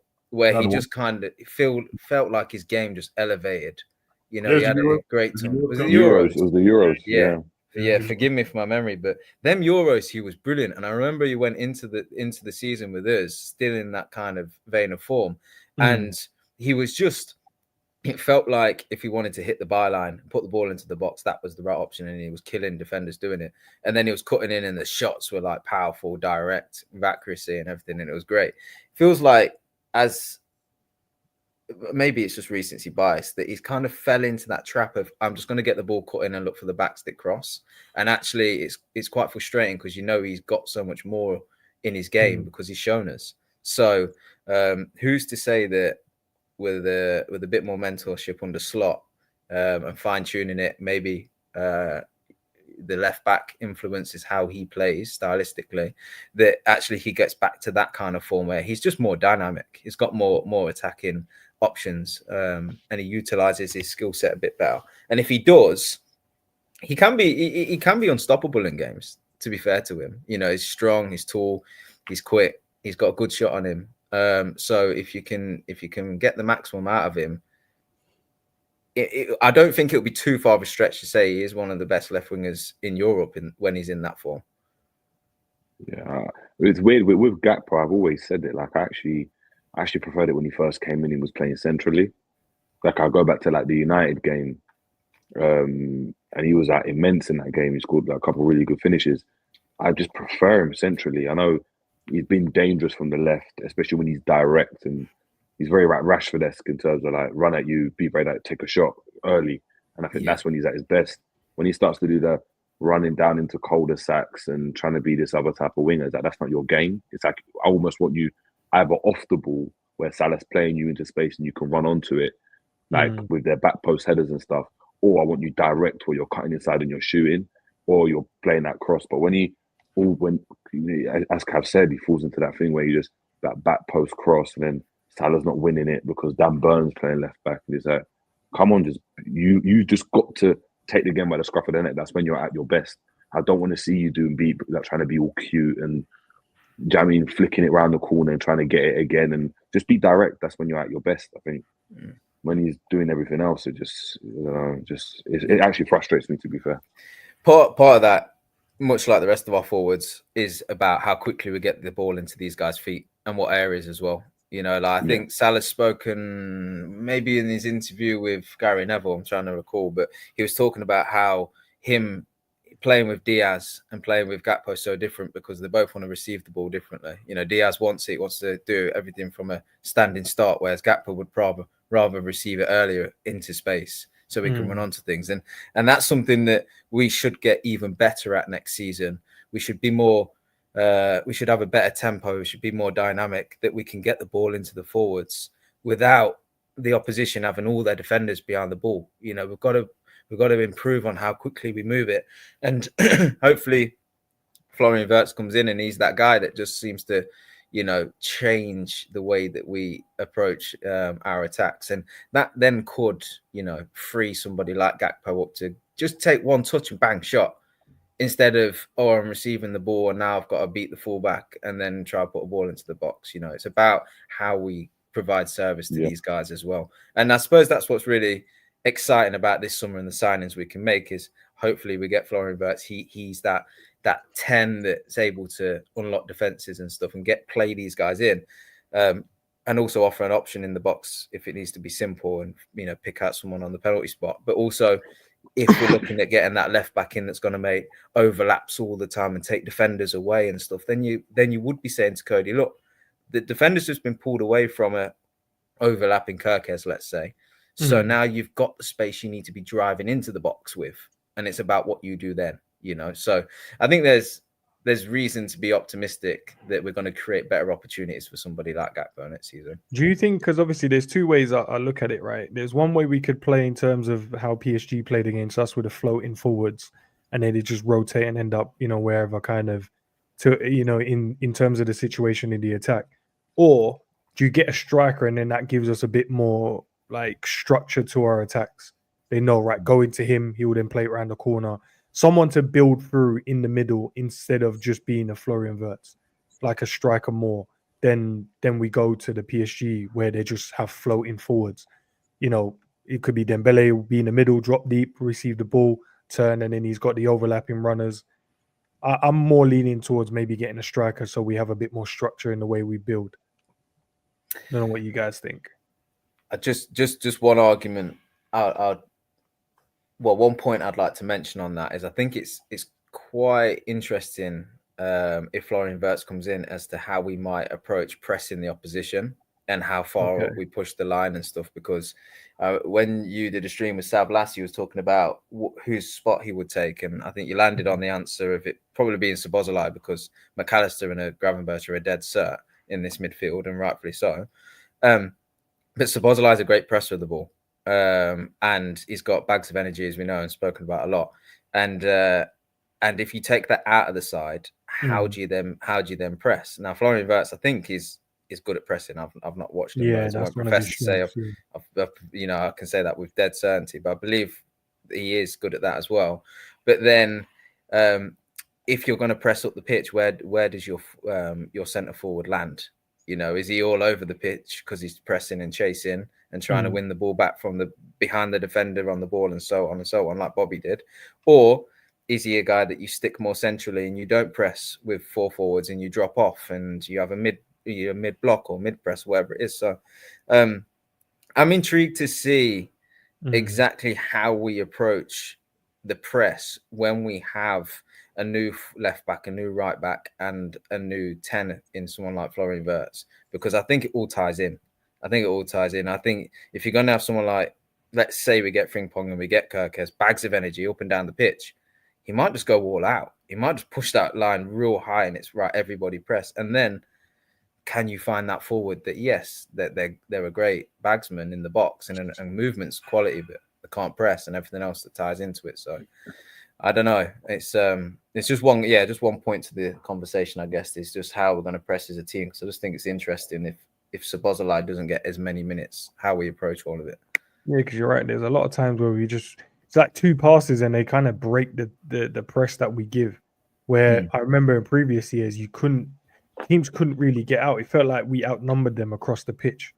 But for some reason, there's always the extra pass now for some of these teams we're playing against. Whether that's structurally for them and they've figured out a way to get out of our pressure, or they've just always had that and this is the way they kind of play.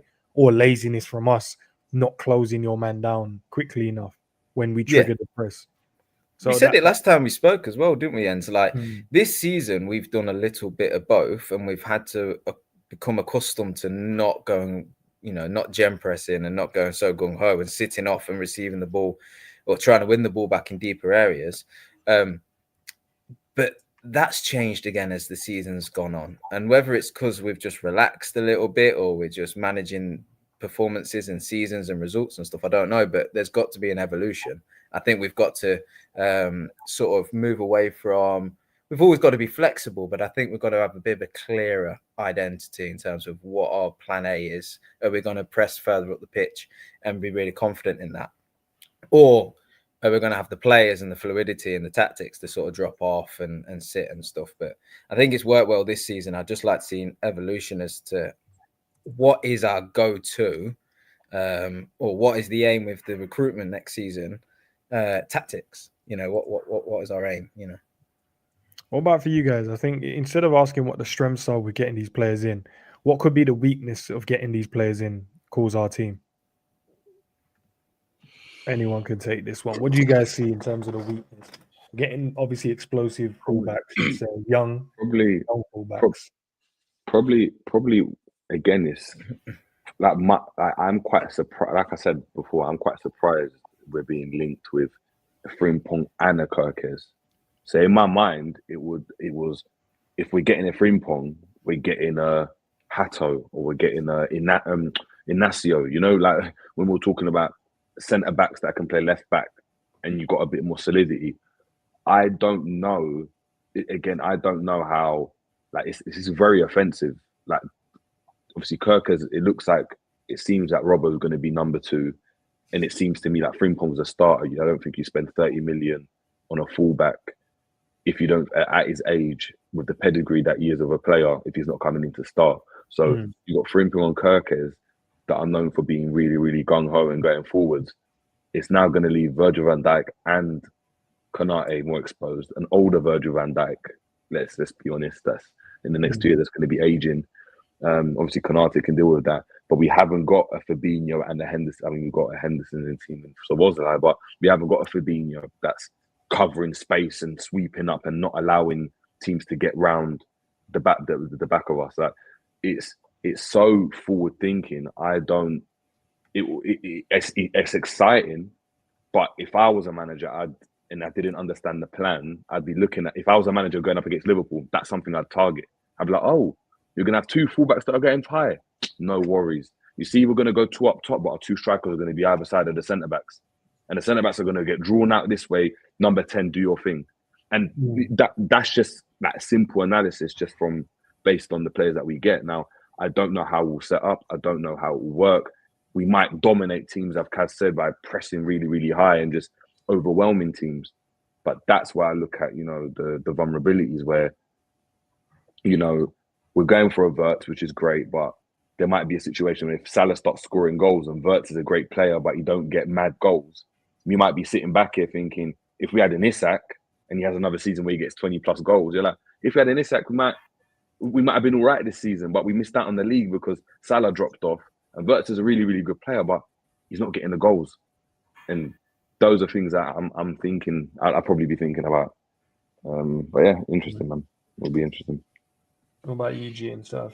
What are you guys thinking? More the weakness side of it than the strengths? I think the way he's played in the last few games is an indicator as to what he was trying to do, because it's not the same way that he's been playing. Forget the performance. That's irrelevant. It's the way he's been playing. I've noticed that it's not the same way. The way he's using the fullbacks, the way he's got the midfield trying to play. Yeah, I think he's trying to maneuver that way for when these guys come in. It's like, okay, this is kind of what I want to do moving forward.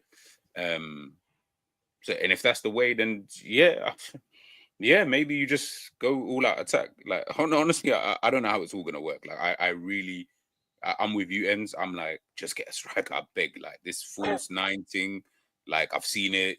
It's great. It's been fun. It's really been fun. But can we just get someone who I'm more confident in? I don't want to be doing a stream with the man them, and we are sitting here talking about, how my days, bro. Like, this guy again, like, he keeps missing, or this guy again, and talking about Salah's having a shitty performance, but he's been able to get away with it because he's got. I don't want that conversation anymore, bro. It's kind of boring now. Like, it's fun, yeah, it was cool this season, but it's boring. It is actually really, really boring. Just get me a number 9. I think this whole false 9 gimmick. I'm not saying Liverpool can't play it, but I keep saying, for me, the false 9 thing, it doesn't really have too much to do with the players up front. I'm not really concerned like that. If it's just about the players up front, getting WIRTZ is fine. We could do that. I don't think Liverpool have the midfield to go and play that style of football. When you have PSG's midfield, where I'm not saying, by the way, forget player versus player. If you think Liverpool's is better, absolutely fine. I'm not even going to argue with that. The way that midfield plays, though, is not the way that Liverpool's midfield plays. So until you do that, then, just to play devil's advocate, because again, I was saying that. Can't you just be a saint? Can't you just be like Angel Gabriel or something? Like, can't you? Angel Gabriel. I'll be Angel Gabriel's advocate. Yeah. For the hold on, didn't Angel Gabriel turn into a devil? Oh, whoa! Yeah, so we know. But I just that was he started off as an angel. Like Jerry's gone straight to being a devil's advocate. Like, cool. I'll be the Angel Gabriel for the false 9, man. Yeah. Just be Michael, bro. Having a false 9, yeah, like, as we spoke about. I mean, obviously use Diaz in that position. We have WIRTZ in that position. We might even get someone else, right? It gives you, or we might keep Jota and stuff. It gives you fluidity to carry on playing the same way, right? Where a player goes out, he's out of form. The way you play doesn't really change, right? If, based on the players that we've got, if we were to go in and get an Isak, right, and Isak becomes like the number 1 striker, right? But he's the only striker we've got because you got rid of Nunes, and Jota probably got to go as well if you're going to spend that amount of money on a striker along with WIRTZ. Would you rather have the conversation about we're creating the chances but my man's missing, or oh my god, Isak is I mean, he's injured or he's gone, and now what are we gonna do? We have to play Cody there. We've got to play like someone mad that Curtis Jones up front because and now it's not working because what I see, and I think City have had this problem when Haaland was out. It's like they couldn't score a goal. It's like that's Arsenal in this situation now where they haven't got obviously a winger in terms of like a Salah that scores goals. But if they had relied on a striker and they had one, yeah, they would have a striker would be great. If that striker was gone, they'd be finished because they'd spend all the money on a striker. And you see it when the striker's gone. It's like teams that they don't know how to play another way because you're fixated on playing the same way. And if I go back to when we got Nunes, I remember how Klopp when Salah were trying to play, and everyone was geared towards Nunes, and it was like, bruv, this isn't working. And for the whole season, it seemed, for the majority of the season, it felt like or beginning of it, we're trying to get Nunes in positions to do this. It's not working, and then we have to move away from it. And you just got this striker on the bench that just isn't doing anything, or he's injured or whatever.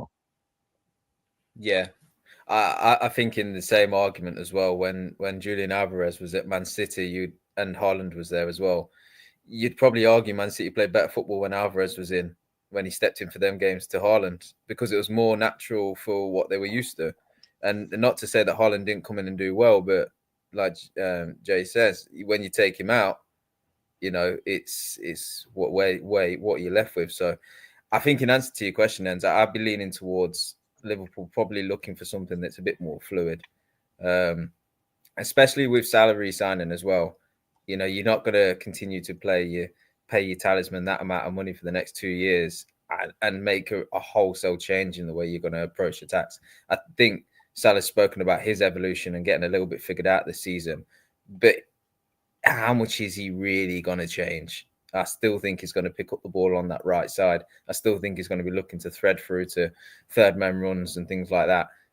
So I can't see a world in which we decide to make a wholesale change, like getting in just a striker that sort of stays up top. I think it will be something a bit more fluid than that, to be honest. But you know, like, really, there's only one name I can think of off the top of my head. So it is a bit unfair. No, sorry, two names. So Cav just said Julian Alvarez is probably one. The other name is very unrealistic, but like a Harry Kane. But just think of the profile of striker I'm talking about. Like, you could still go and get those kind of guys. Now, Harry Kane is obviously a better striker than Julian Alvarez, obviously. But I'm just talking about like the profile of that said striker, right? You could still make that work though, with whatever it is you're trying to do here, and still know that actually agree with like a Alvarez, because he's like a even for City at times he played as a 10.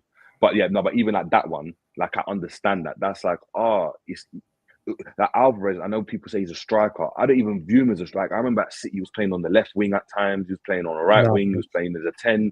Like he wasn't just playing solely up front. So I think that kind of aids into that fluid kind of movement, which is great. But I look at the forward Liverpool linked with. It's been Isak, it's been Sesko, it's been Ekitike, it's been these strikers that you're just playing up front. I don't want to see you on the wing. I don't want to see you dropping into pocket. Like, just stay up front, get the ball and just cause damage, which is fine. Like, obviously football's been like that for ages.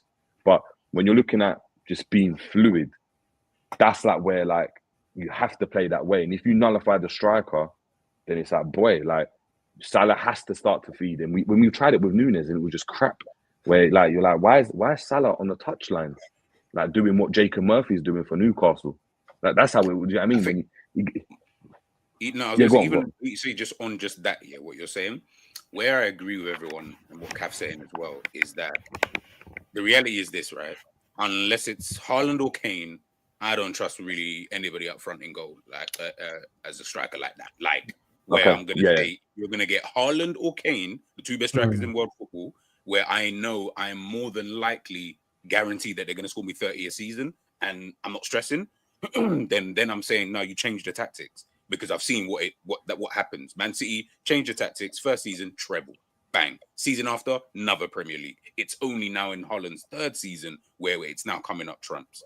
Harry Kane, first season, bare goals. Second season, Bundesliga title. So it might, but that's obviously me talking about you having the two best. Now, where Jerry's saying about you when you get like the Isaks, they're not of that level, unfortunately. So you probably, I'm just trying to kick it back to old school.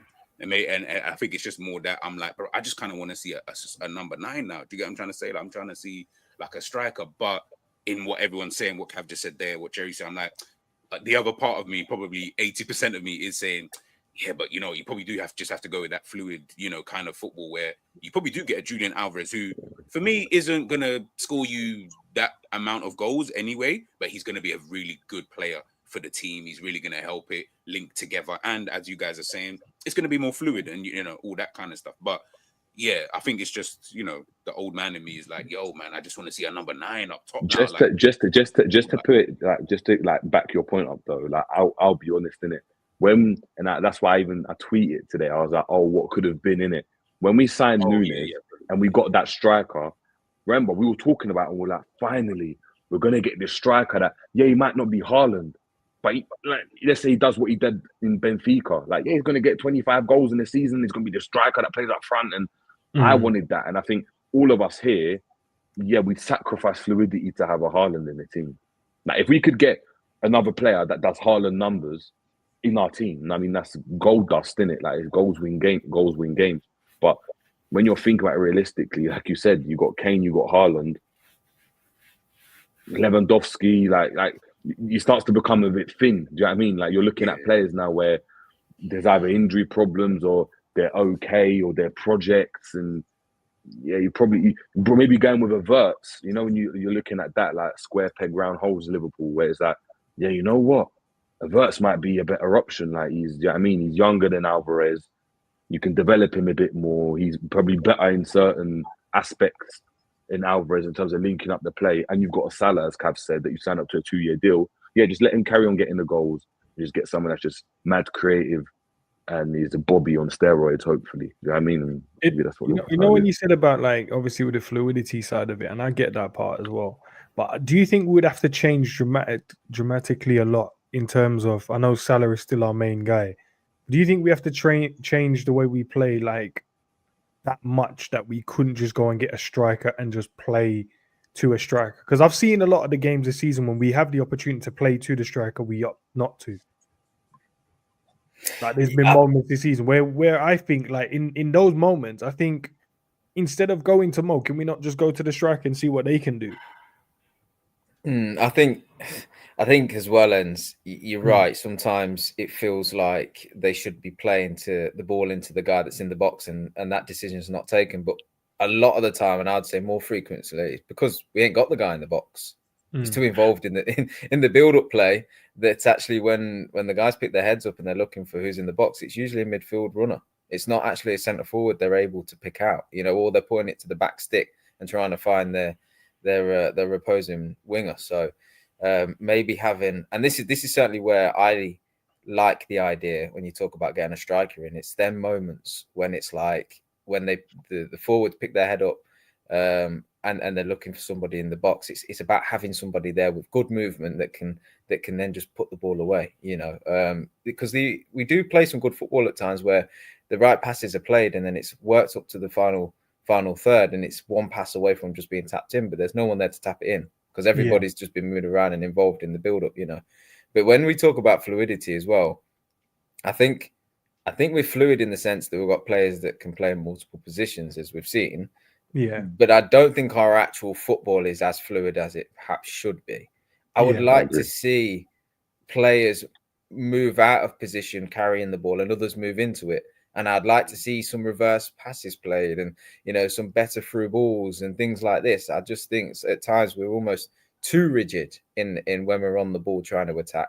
And so perhaps if we get a striker that's got some good movement that pulls defenders around and frees up space, that could actually create more fluidity in our attack by having someone that you perceive to be it's just an out-and-out striker that doesn't, you know, do much pressing and much dropping deep or whatever. They don't have to. They just have to occupy defenders within that 18-yard box, pull them around, you know, create space, move about. And if you've got players that are intelligent enough, which I do believe we have in Salah and Diaz already, then you're going to create opportunities for them already. You may even, again, just become more of a fluid attacking team by having just a more natural striker in there. So especially if you get WIRTZ as well, because he looks like a player that's in that position, just going to find them passes or drive into that space or beat a man.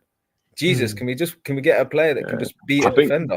I think on fluidity, to be fair, when I think about it, right, I think about when I've seen Liverpool at their most fluid, and obviously it was Mane, Bobby, Salah, right, where it was just intricate combinations. At one point, Mane is on the right-hand side and Salah's volleying it in the Champions League and the orange kit from the left-hand side, but he went on the left and Bobby's on the right, all of a sudden scoring a goal against PSG. It's all over the place, right? It's really, really flexible, like fluid. It comes from having connections in it and players that understand each other and each other's movement. Now, you need the glue that can glue everything together to be able to do that. And maybe WIRTZ is that player. Like, you can go and get it, Isak, right? But Isak maybe benefits from having players that constantly feed him. Or Haaland speaks about his connection with De Bruyne, but he's got a player that constantly is looking to go and feed him, right? if Salah and Diaz don't have that natural connection, you need someone that's gonna almost like like Ultimate Team where you've got the chemistry lines, and you've got to make sure you put the right player in to make it green. It's like, yeah, you can put another player there and it's amber, but it's not going to be as good as if you've got a WIRTZ. And maybe that's where Slot is thinking and Liverpool are thinking, we don't necessarily need someone that we just know he's just a finisher. Like, you just shoot, because Jota's a finisher. Like, we know Jota, people have been saying Jota's the best finisher at the club, right? But maybe the fluidity is affected when Jota plays, as an example, as opposed to having a Bobby or a do you know what I mean, or whoever, or a WIRTZ as an example. And having a WIRTZ there means that you get the best out of Diaz because he's able to feed Diaz easier and link up with him better. And then Salah links up with WIRTZ better. And all of a sudden now, Salah's linking up with Diaz better, or Gakpo or whoever. And all of a sudden their levels and their numbers go up and it becomes more fluid because you just got this key component there that's just wanting to service the team in that way, as opposed to, I'm just trying to get mine and I'm just trying to get my goals, which then takes away from Salah's goals, and then the connection's not there, and then it might cause some issues in the team. Like, Salah's trying to break a record, but WIRTZ is trying to break a record, and now they're arguing with each other, and it's things like that you have to take into consideration, isn't it?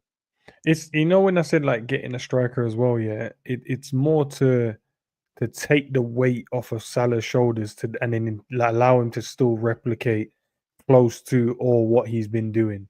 Because the reliance on him getting those goals isn't so heavily on him.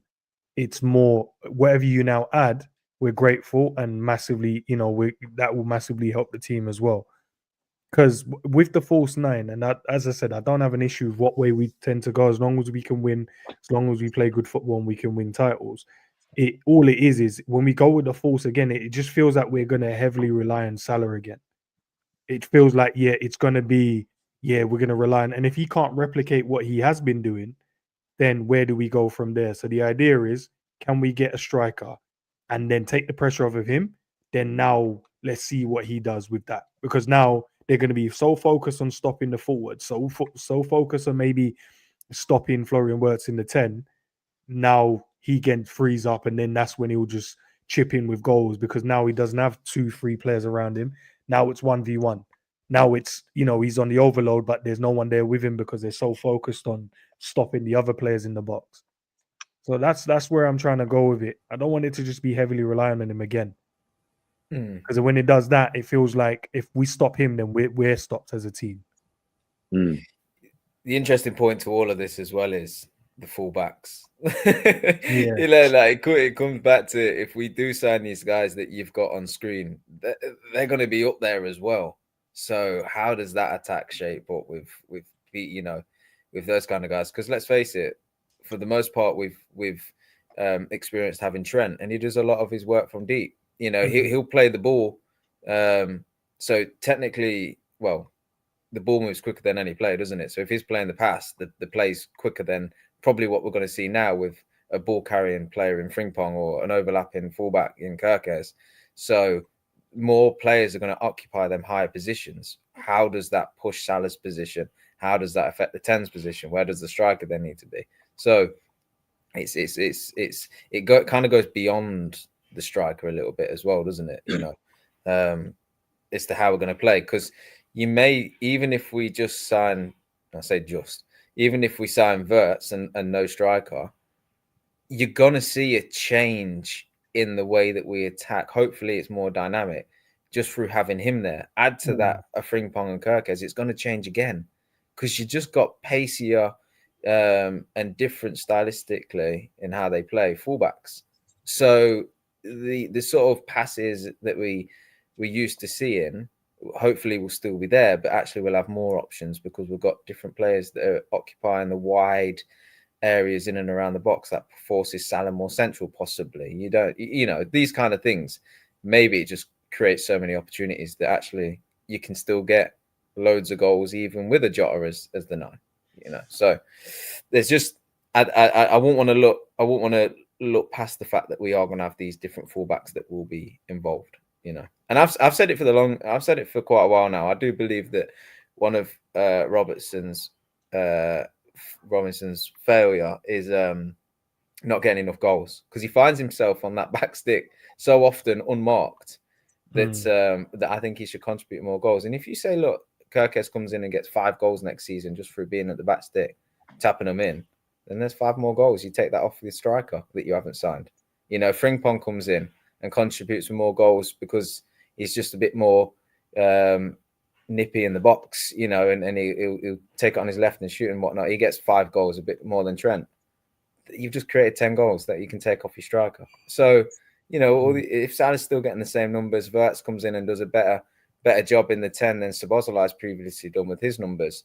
Before you know it, you're improving on what's already a good output from, you know, on the offensive side, that you don't need to go out and sign a striker. But I'd like us to, obviously, and I'd like it for it to all work. But even without it, we're going to see change.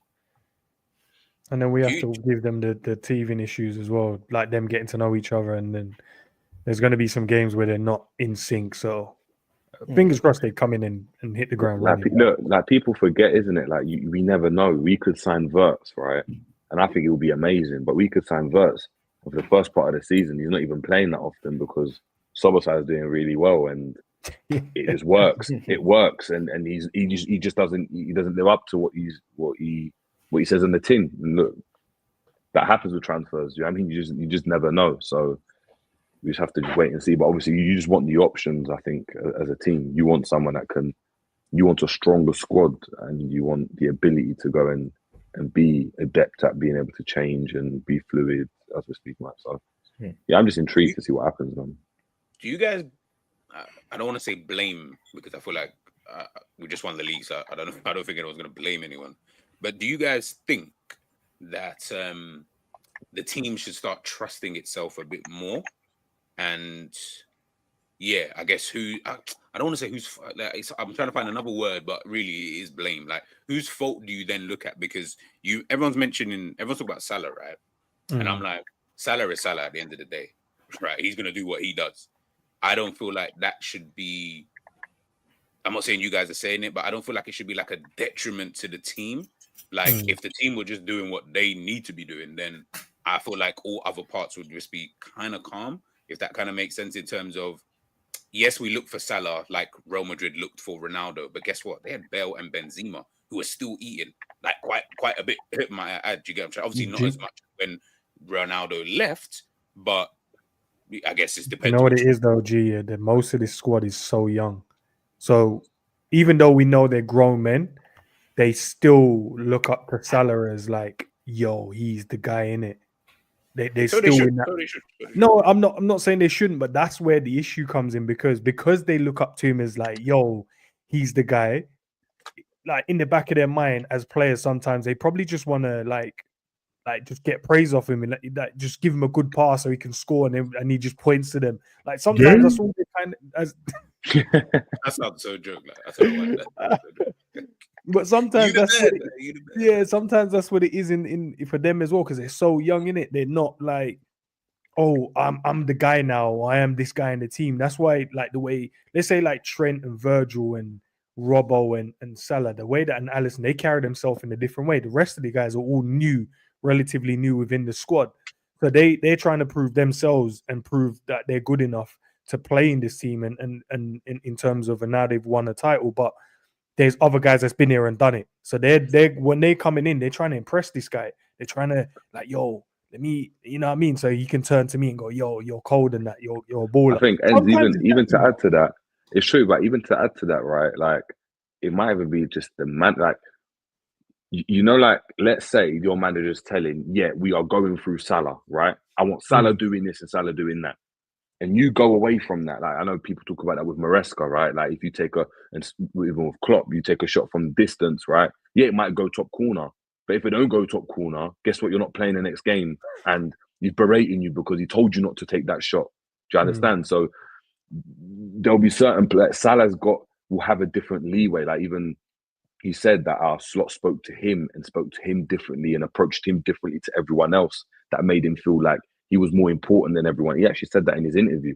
So it's like, yeah, what Salah can get away with in terms of shooting, missing, not coming back to defend is completely different to what Diaz and Gakpo have to do. Do you understand? And for Diaz and Gakpo to get in the team, their roles and responsibilities are different to Salah. So even though Salah's doing his thing, it means that, yeah, Diaz can go and shift and get the ball, but he can take 1 shot, take 2 shots. After the 3rd, 4th, 5th, 6th, he's coming back at half time and starts berating him. Why are you not finding Salah?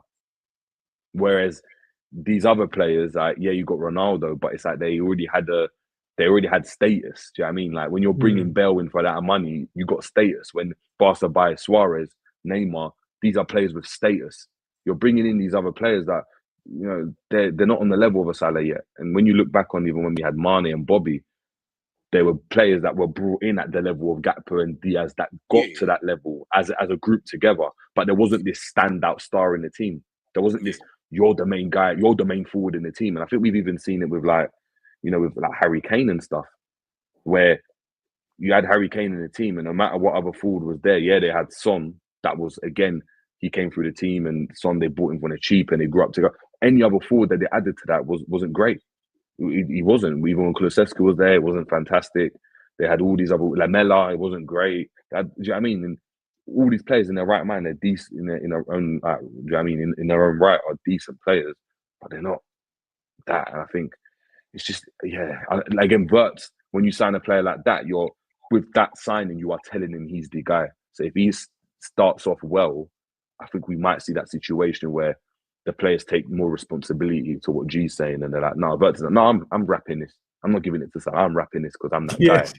And that's what you want, and that's what you want from a signing when you spend 120 million on him, innit? And we wanted that from Nunes, and Nunes did that, to be fair, but missed. And that's what got him in trouble. Nunes did that. Nunes, how many times were we saying, Nunes, why didn't you square it for the easy one? And he's tried to ras it and miss it.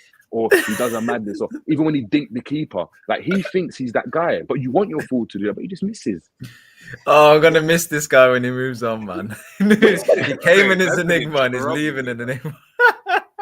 No, but okay, so you see, so you see on that point in itself, you see how you just said, yeah, but and listen, WIRTZ is obviously a bad boy, but WIRTZ to me isn't coming in at any higher level than like a Mane was at Southampton. Like, I feel like they're kind of No. Was Mane being spoken about going to like Madrid or going to Bayern Munich at the time? No, it was Man United when who were better than Liverpool. Yeah, no, but they're still in the dumps though. United weren't the United of old. Like this is a Mane guy that was at like a Southampton and was like, even when we got Mane, people were like, right, Mane. I know some people were frowning at Liverpool guy Mane. I'm talking about like the level. Forget about what the clubs who was looking. No. What he ended up being. No, but what he ended up being when he came was that cool. But when you even look at pedigree, right? WIRTZ is obviously, I know Mane plays for Senegal and so forth, but WIRTZ is a German international. They view him as the guy in Germany, right?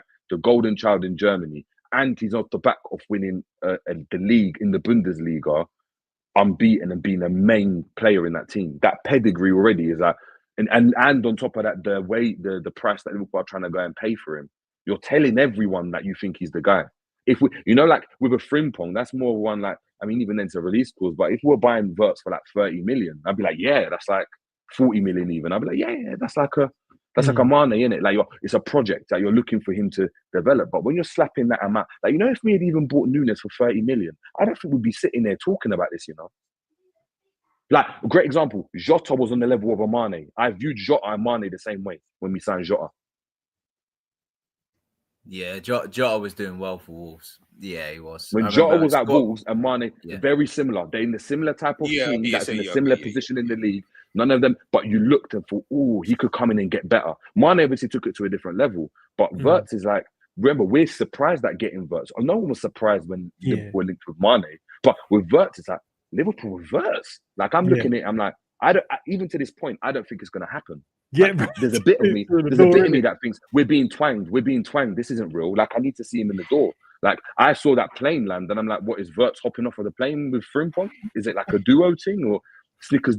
I need to know. Do you know what I mean? So like, then are we expecting WIRTZ when he does come? Because you mentioned earlier on about if Zobo like starts the season. There is no Zobo starts the season. It's WIRTZ starts the season. There is no.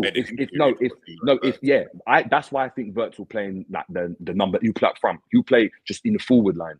If for whatever reason WIRTZ we get a striker and WIRTZ is there, Sober's not playing in the number 10. He's either playing someone in that midfield is got to go.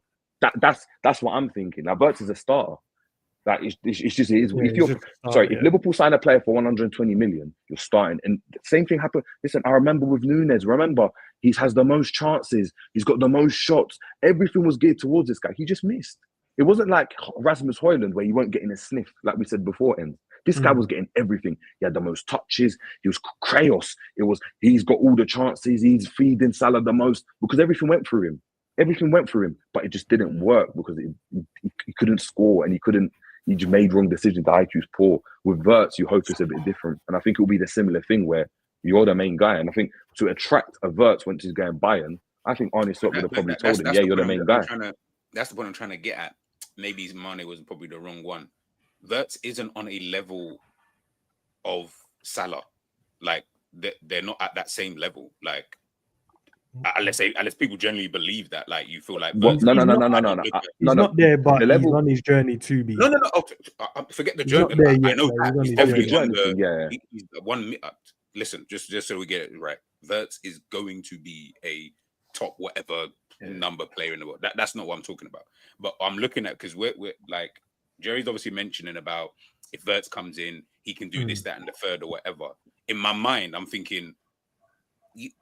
I'm trying to think of a player. It would actually just have to be like a Vinicius or Mbappe. That's the type of player where if he came into the team and started to call the shot, so to speak, then the team can start moving in that way. I don't think WIRTZ is that player who comes into the team and then all of a sudden there's like a, would we say, somewhat shift in terms of, oh no, but I'm not saying that they're not going to look at him like he's a fantastic player. Of course he is. But I still think if the manager wants Salah to do what Salah's doing, and it's still kind of working, I just don't see it changing. Like I want it to change, but I feel like we have this dream. I actually hear that. I actually hear that. Like when you've got a Salah in the team, right? And I'm saying like in my head, and that's why even like, and I go back to what I'm saying. WIRTZ ups the level of a team, and it's like, raw, we're getting the player, but we're not getting the WIRTZ, the striker equivalent of a WIRTZ. Like that's not who Liverpool have gone for. They're going for WIRTZ, right? So when I've got in WIRTZ, I look at it, and that's why I'm like, we've got players in that position. He's. I mean, he's this number 10, but is he going to play in the number 10? But the midfield have done all right this season. There's all these things that I'm thinking about. But the only way you sell WIRTZ to come to Liverpool, right? Yeah. You are going to be the guy you're going to be the face of Liverpool. You are going to be that guy. Liverpool have never spent this amount of money on a player. We have never, when we're linked to it, when it was Mbappe 2020, when it was Bellingham, and the club was doing all the twerking for Bellingham and calling him on FaceTime and everything. Liverpool didn't do anything, bro. It didn't happen because we couldn't, whether you couldn't convince him, he didn't want to come. We've managed to convince him. The only way you can convince this guy is if you're telling him, "Go on, you are the guy, you are the man at that team." And if I compare it to what happened with Bellingham, the quotes as well, just to add to it quickly, Joe, he said like it was a clear picture of what my role was going to be. Yeah, so he's coming in, and it's like, but you're just maybe part of the team, though. I don't get why that would mean. No, player like him, he has to be something. It could. No. When I'm saying part of the team, by the way, like I'm saying what Jerry's saying in terms of like you can. I'm not saying. He's starting, yeah. Let's just get that out of the way. Yeah, he's starting regardless. You starting doesn't make you more important than Salah, though. Salah. No. All right, cool. Let's do it this way because look at City. City had Aguero, right? Mm-hmm. Aguero was the Don Dada. Like got the goals. Aguero moment, like he's cemented in City history. When they bought De Bruyne, right? De Bruyne, they sold him as you are the guy, and then. It was Pellegrini that played him every single game, and he was the guy, and everything went through him in terms of finding a pool. Guardiola came in, it was the same thing after that. It was you are the guy, you are the main hub of everything that goes on in this team, right? Aguero still gets his goals, but Liverpool know that Salah's only here for another 2 years. So they are future planning, knowing you are the guy. So we are now, from now on, we think, Salah's always going to get his, and no matter what happens, we could go and play inverted. You could play him on the right. Salah's proven he's always going to get his numbers. But guess what? You are going to be the hub of everything. So guess who's feeding Salah now? It's WIRTZ. Who's the one that's going and getting the ball and picking it up and having those moments where he drops the shoulder and then he wraps it into Salah that makes a run and scores. It's WIRTZ. And then what happens by the 2 years he's here, you're looking at WIRTZ of the Kevin De Bruyne of the team. And I think when you look at why Man City wanted to get WIRTZ, is because Kevin De Bruyne was going. If you look at why Bayern Munich want WIRTZ, it's because they believe he's the guy. It's the same way Bellingham went to Madrid. Like, Bellingham went to Madrid for a lot of money, but you saw when he came in, it was, you are the guy in that midfield. Yeah, we've got Modric, and we've got Modric, and he's super important. Kroos is super important, but everything went that season. Everything went through him, and I know this season hasn't been as great, and it's been a transition period, and that can happen in football. But Bellingham was doing everything. He was the one getting the last minute goals. He was doing it. He was picking it up, and they still had Vinicius. They still had Modric. They still had Kroos. They still had all of their Don Dadas in the team. And I think that's how you sell Liverpool to a WIRTZ. I don't know how. I don't see it being any other way, because he's got the pick of the bunch, in my opinion. No, it's a great point, bro. It's a great point. I was just gonna. Go on. I just wanted to add, Enz, as part of the conversation and the point prior as well, that I think yes, we do look towards Salah to be our main creative outlet as well, but there's been so many times during these games that we've all watched this season where the ball's made its way out to the left, and there's just not been that creativity there to create something from that position. So what ends up happening is it gets recycled through the midfield and makes its way to Salah. And he is the guy that will try the pass. He's the guy that has been, rather unsuccessfully a lot of the time, trying to run at his man. He has been the one that's trying to make things happen, whereas at times it does feel like there's a reluctance from Gakpo and Diaz on the left-hand side to really be the guy that's threading that ball through or breaking, the lines and making them goals. So I think when you ask the question, do the other players need to step up? Yes, in that respect, I do think that it can't be so acceptable that left-hand side, whoever's on it, can just cut in and look for a backstick cross, or just cut in and play it back. Or, they've got to offer more, and they've got to try and bring that level of creativity up to where Salah's at. Because when let's face it, he's receiving the ball more often than not quite out wide, and he perhaps gets more runners around him than the left side does, because Szoboszlai, I don't think I've ever seen him make that run to the byline for the left winger. He always does it for Salah. So yes, there's probably more options to play passes into the final third there for Salah on the right hand side, but he's the one that's playing the passes. We can't deny that the weight of passes often bang on, and the decision is bang on, and his accuracy when he does cross it into the box is pretty good, and he used, like I say, trying to take on his fullback, although he's not great at it anymore. So I do think that Salah's always going to offer that, because he's always going to receive the ball out on that right hand side. I would just like to see whoever's on the left hand side do more of it. And perhaps we need more runners on that left side. We need more, players making movements. But it just seems like at the minute when you watch Liverpool, there's an acceptance that the ball's going to go out to the left.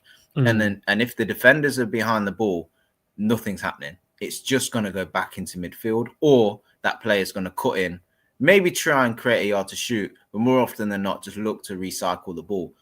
You're the left winger for Liverpool. You need to offer more than that. And that's what Mane did. Mane beat his man from a standing start. He hit the byline, he pulled the ball box. He'd drive into the box. There wasn't an acceptance that if I just recycle it, don't worry, Salah's going to do something out on the right. Yes, of course, he did that on occasion, but he was like, I've got the ball. I'm the left winger. I'm on the edge of the 18. I need to be doing something. And that's where I think when we talk about responsibilities, the players in that respect do also need to step up. And then just finally to add, our midfielders as well. Gravenberch has had an incredible season. He's not scored a single goal, though. So can you go up a level again next season where, yes, you're dropping the shoulder, you're creating space, you're driving through midfield, but do something then at the end of it? Because if you can do that, okay, you become one of the best midfielders in the world. But that's what our ambition is. That's what we want you to do. Whether it's WIRTZ that comes into the 10 or Szoboszlai stays there, can you transition? Can you rotate your positions between each other so that McAllister can occupy in and around the 18-yard box a bit more? Because we know he's got that sharpness around to sort of play them first-time passes to into someone's feet in the box where they can get a shot away. He's got that quickness of mind, but he doesn't find himself in that position too often because he's more useful further back in the midfield. So I just think there's got to be Salah's always going to do his thing, and the team and the players. Yes, they've done well this season. Fair play, they've won the league. But you've got to evolve and you've got to think about how you can improve. And that's one way in which you've got to do it. You've got to be able, if you're on that left-hand side, to think, yes, it's easy to play the ball back to McAllister and cycle it back round. But actually, I'm in the same position on the left as Salah would be on the right. So why can't I do something not like what he does, but why can't I be as creative in my own way, you know? And that's where I think we become reliant on going to Salah, because it's easy to, and once he goes, that's all going to change. But I'd like to think that we learn and evolve before that happens, because who knows where we'd be left if that's the case. No, fair point, man. All right then, lads, we'll leave it there. Big up to you guys as always, man. I've dropped everyone's links in the description, guys. So Jerry's channel, maybe he makes a return, bro. Maybe once a week. Let's see what happens. G's channels are there as well. Savage's channels are there as well. But big up to you guys, man. It was great seeing you guys as well. Great seeing some of the people as well, man, from the channel as well. That was kind of vibesy as well. I've got so many videos. Once I get a chance, I'll put them all together and then put it out as a video, so you guys can see of all the videos we took, photos we took as well off the day. I didn't get to see Rumza. I see Jerry, you and Rumza. Where was he, bro? Because I didn't even know that these man was going to be there. They were just... They were opposite us, but to the right. They were by the Strand. Oh, okay. So it weren't too far. It was like Savage met them as well. So when you guys left, we went with Savage, and yeah, we saw them, man. Oh, see. Savage, Rums and Momps, and then obviously Saint was in the restaurant barricading, or the bouncer barricading the place when the madness was happening. Even when you said, "Oh, Ish was in the restaurant," I was like, "Yo, everyone was there, bro." Crazy. Yeah, like Ish, because Ish was, remember, it was on the road. Remember when I went to the bathroom in the camp? It was that road, innit? It was that road. So Ish was obviously off that road, innit? So. Nah, mental, man. Big up to Honesty as well. Member of the channel, man. Big up, bro. Member for 12 months. Love for that support, my bro. Big up to the real G's. Prayers for the victims. And thank God you man are okay after what the bomb did yesterday. Yeah. Love. Love, man. The as we said, man, it seems like everyone's is good, man, and everyone's cushy. So from the reports being reported. So fingers crossed it stays the same. Everyone recovers well. And then, you know what I mean? Everything was good, man. But apart from that, overall, man, it was an enjoyable day, man. From morning to whenever we kind of left. Got to meet the guys, played some football, vibed out, spoke to each other. And it was good, man. We need to do more of that as well. So hopefully Liverpool lift more trophies, bro. Maybe it's a maybe it's a treble next season. Let's see. And they're better organized or whatever they need to do to make sure they, you know what I mean, they keep the people safe. Maybe there's no scaffolding there that was giving Cav OCD, so we can get rid of it. I don't know if your nephew watches this, but big up to your nephew as well, man. He's cool peoples as well. So big up to him. You know, it's magic because he was like, "I'll come because he's you, but he's a United fan." Didn't say even he was getting involved as well, bro. And I said, "Trust me, Liverpool will change you, bro." Wait, is the Liverpool fan now? Is that what you're saying? No, you'll never change, bro. He was like, maybe we'll be there one day, bro. That's what he said. Maybe we'll be there. He's going to take you to the United parade and that. Never, bro. Hey, I tell you what, Harry Maguire stood on top of the bus with a trophy in his hand would not have the same effect as Virgil did when he came by yesterday. Nah, that aura. It looked like God. Honestly, I swear, I didn't want to say it. Everyone was in dark. Everyone was wearing black. He was the only one wearing white. Yeah, it was raining. It looked like he knew exactly what he was doing, bro. He knew. He was like, all you guys are wearing red and black. I'm wearing white. That's some of the coolest shit I've ever seen close up, bro. Ever, like, Sav, ever. When came out the smoking, the red smoke and that. Nah, blah. Red smoke and the sun hit on that white jacket with the yellow liver bird on the chest, and he was just sat there like this, like the Rock, you know, like the Rock with the. Man was holding that trophy like a towel, blood. Like, oh yeah, something light, man. This is what I do, and something light. Do you know what as well? Because we'd obviously been there hours in the rain, soaked through. It was getting cold. And it just felt like that was the moment that it was all worth it for, just to see it. Because you know what? It's the sort of thing where somebody, probably Sav, creates these amazing photos and imagery of players, right? But it was almost like that, but live.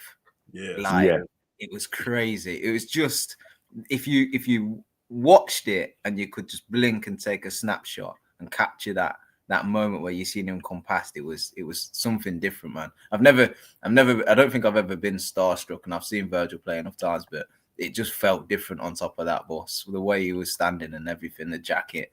Yeah, it was a moment. It was a moment, man. Hey, man. Yeah, certain man was I was about to say, man. Certain man would rather watch Dean Henderson do that. You get me? Mark Gahey and that. Dean Henderson with the FA Cup don't have the same effect still, but big up Palace than that. Nah, big up Palace, man. You'd think so, boy, but I don't know, man. It was a moment still. Over and that, bro. I hear it, man. Nah, honestly, bro. If you just when the fireworks went off, and then the flares went off, and then it was mad. And then Jerry has have I got the video of you doing the flare? I do. I swear I've got the video. I did record. You must send it. I need to see that. Yeah, bro. Because I was panning up, and then I turned it down. You see Jerry with the flares. It was mental. It was mad. Nah, and then Virgil just popped out the smoke. That first bus went by, and then the team. And it was like the dummy bus. You know, everyone got excited, and the bus was there, and we're like, "Who is them? Like, who's that?" And obviously, after the imagery, you know, it's like John Henry and everyone on that first bus, but no one clocks it. And then we're like, "What's going on? Like, why?" And then it's just the roar got even louder, and you're like, "What's going on?" And then you see, like, literally, it was like red smoke, and you don't know what's coming. And it's like the sun just emerged from the clouds, and it was just Virgil on the top of the front of the bus. I was like, this is mental. It was mental. And then afterwards, right, it's like the party afterwards, even just for that 5-10 minutes. Like, I know Sav's got the recordings and it was mental after that. Like the You'll Never Walk Alone rendition, and then LA. But obviously people were doing it throughout the day. But at the end, once that went, party, that's when it popped off. That's when it popped off. But it's just a shame it was raining and stuff, because I can imagine if the sun was out, you can imagine all the stalls and people say, like, it would have been 10 times better. But yeah, still an experience. Amazing, man. Before we head out, man, do you guys have any streams you're planning to do today or tomorrow? Or you got anything that's already done? Can't think about that right now, man. So that's me tomorrow. All right, bro. I know Sav's annoyed, bro. Yeah, man. Long day still, bro. And then I don't know, man. The gym session this morning was trash, man. I don't even know what I was doing. Man said he started doing chest, and he was like, actually, F that. He done one set. It was like, actually, I've had them sessions before, bro. I said I'm going to do chest. I'll do one exercise of chest, and I'm going to do back now. All of a sudden, I've done one exercise of every machine. I'm like, what am I doing, bro? I've been training for 10 years. What am I doing? So what am I in here for, bro? Might as well go home, bro. Just in there, just doing a set on each machine, bro. I didn't come in for this. You know, the right thing to do would have been just to rest in it. But yeah, I don't really. Well, I'll do that, and then when I get through the day, I don't really like the feeling of not training in it. But fucking hell, bro. And obviously, the day before we went to the parade, I done legs in it. Cause I was like, no, I did legs on the day. I did legs in the morning. I was like, let me get. Yeah, because I was like, normally my legs the day after in it. So I was like, let me just get this done. 2 birds, 1 stone, and that stupid idea of the castle burning. I woke up with my shin hurting, bro. It was mad. His shin, right? Is that you doing the kick-ups? Yeah, shins. It was mad that stiff legs and that the shin just shin. That nearly 2 mile walk, bro, to the car, bro. That's what killed it. Because I was like, that was a long jump on the train. Train will be 5 minutes. No, it was a 5-minute train drive. Yeah, bro. When 45-minute walk. 40 minutes, I said, nah. Wait, how did 5 minutes turn into 40 minutes, bro? That don't even make sense. And the train weren't even moving quick. So how is it 5 minutes? And then, I didn't get it. But yeah, did that. And then, got changed. And then, it was cool, man. But then, and flew back, and it was raining. So that didn't help. It was mad. And then when we got back, man, I was shattered. 4 hour, what, 3.5 hour? I think it was like 3 hour 45. And there was like track because obviously there was a lot of people leaving, so there was little bits of traffic, like every maybe like 20 miles. There was little bits, so it would probably take you about 5 minutes. Then it was just slowing up the journey. But yeah, overall, man, it was all right, man. All right. Not one kick up was seen by you either, and so that question mark's still about. Whoa, you got it. He did it, bro. Okay. Yeah. When you, I think it was when you was on the way back, Kev. When you was on the way back from damn. Yeah. Light work, Hey, Kev, hey, no, talk to me, boys. What was Kev, you saying? Wait. Not one left foot used. No, it was both. It was left and right. No, it was both. It was both. It was doing left and right. Little light work, holding backpack on, big jacket on, holding the tripod on my phone, bro. Light work, bro. Man can't even do that in shorts and nothing in their hand, bro. That was a lamppost. Relax. Yeah, that was tall. It was tall as hell. Yeah. So I've got a picture of it. Evidence, you get me? Evidence. Looks like a walking stick. after the walk I had, brother, it might have needed to be a walking stick. That's a different level of fucking. I felt something hit my foot and that. Still this pink ball rolling. Bro, he landed on my son's foot and I saw them looking at each other. I was like, yeah. I'm afraid, Cal. Bro. We got so excited, bro. I swear, I just stood there minding my own business. This ball just rolled in front of me. I said, "There's no way. There's no way. Why? Why they chosen me?" I heard you injured a child with your ball still. You boot it. hey, there's no confirmation on the story. You definitely stole that football. It's a rumor. It's a rumor. It was them kids doing the rondo with the pink ball. That's whose ball it was. And no, because that's the thing, Sav. Because after I flicked it up and I booted it, and then afterwards I thought, there's no way it's a coincidence that a pristine, clean pink ball has just rolled in front of me. And I was waiting to turn around and see a little girl go, "Oh, you just booted my ball away." Oh, good times, man. Nah, bro, these videos are cold, you know. Nah, I seen Younger Savage, bro. Man, like, bro, trying to join him, so he was vibes in, you know. Look, it's a hooligan, bro. Bro, man said, "I'm coming back." I said, "Where is it?" Man, in the crowd, the mosh pit. Man, come back. I said, "Yeah, it's a mosh pit." I said, "Bro, I'm not even cold." He's like, "Dad, I'm not even cold anymore. You know, I'm warm." Before that, you just in a t-shirt, bro. He was a proper scouser, just shorts, t-shirt, like no jacket, nothing. I couldn't believe it. Real warrior, man. Big up. Yeah, he regretted that at one point, bro. And then Ends gave him the old man talking to. He said, "Listen, you make decisions. You gotta live by that."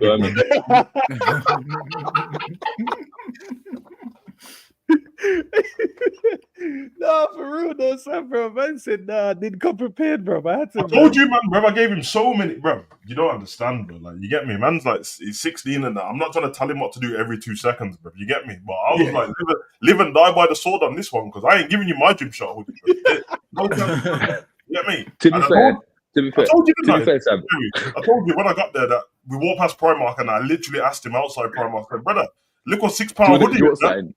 Yeah, me. He was like, "Nah, cool." He was like, "Nah, cool." Okay. But just mad though. You could have given it, even if you gave him that gym shot, could he? By the end of that thing, yeah, that thing was just wet.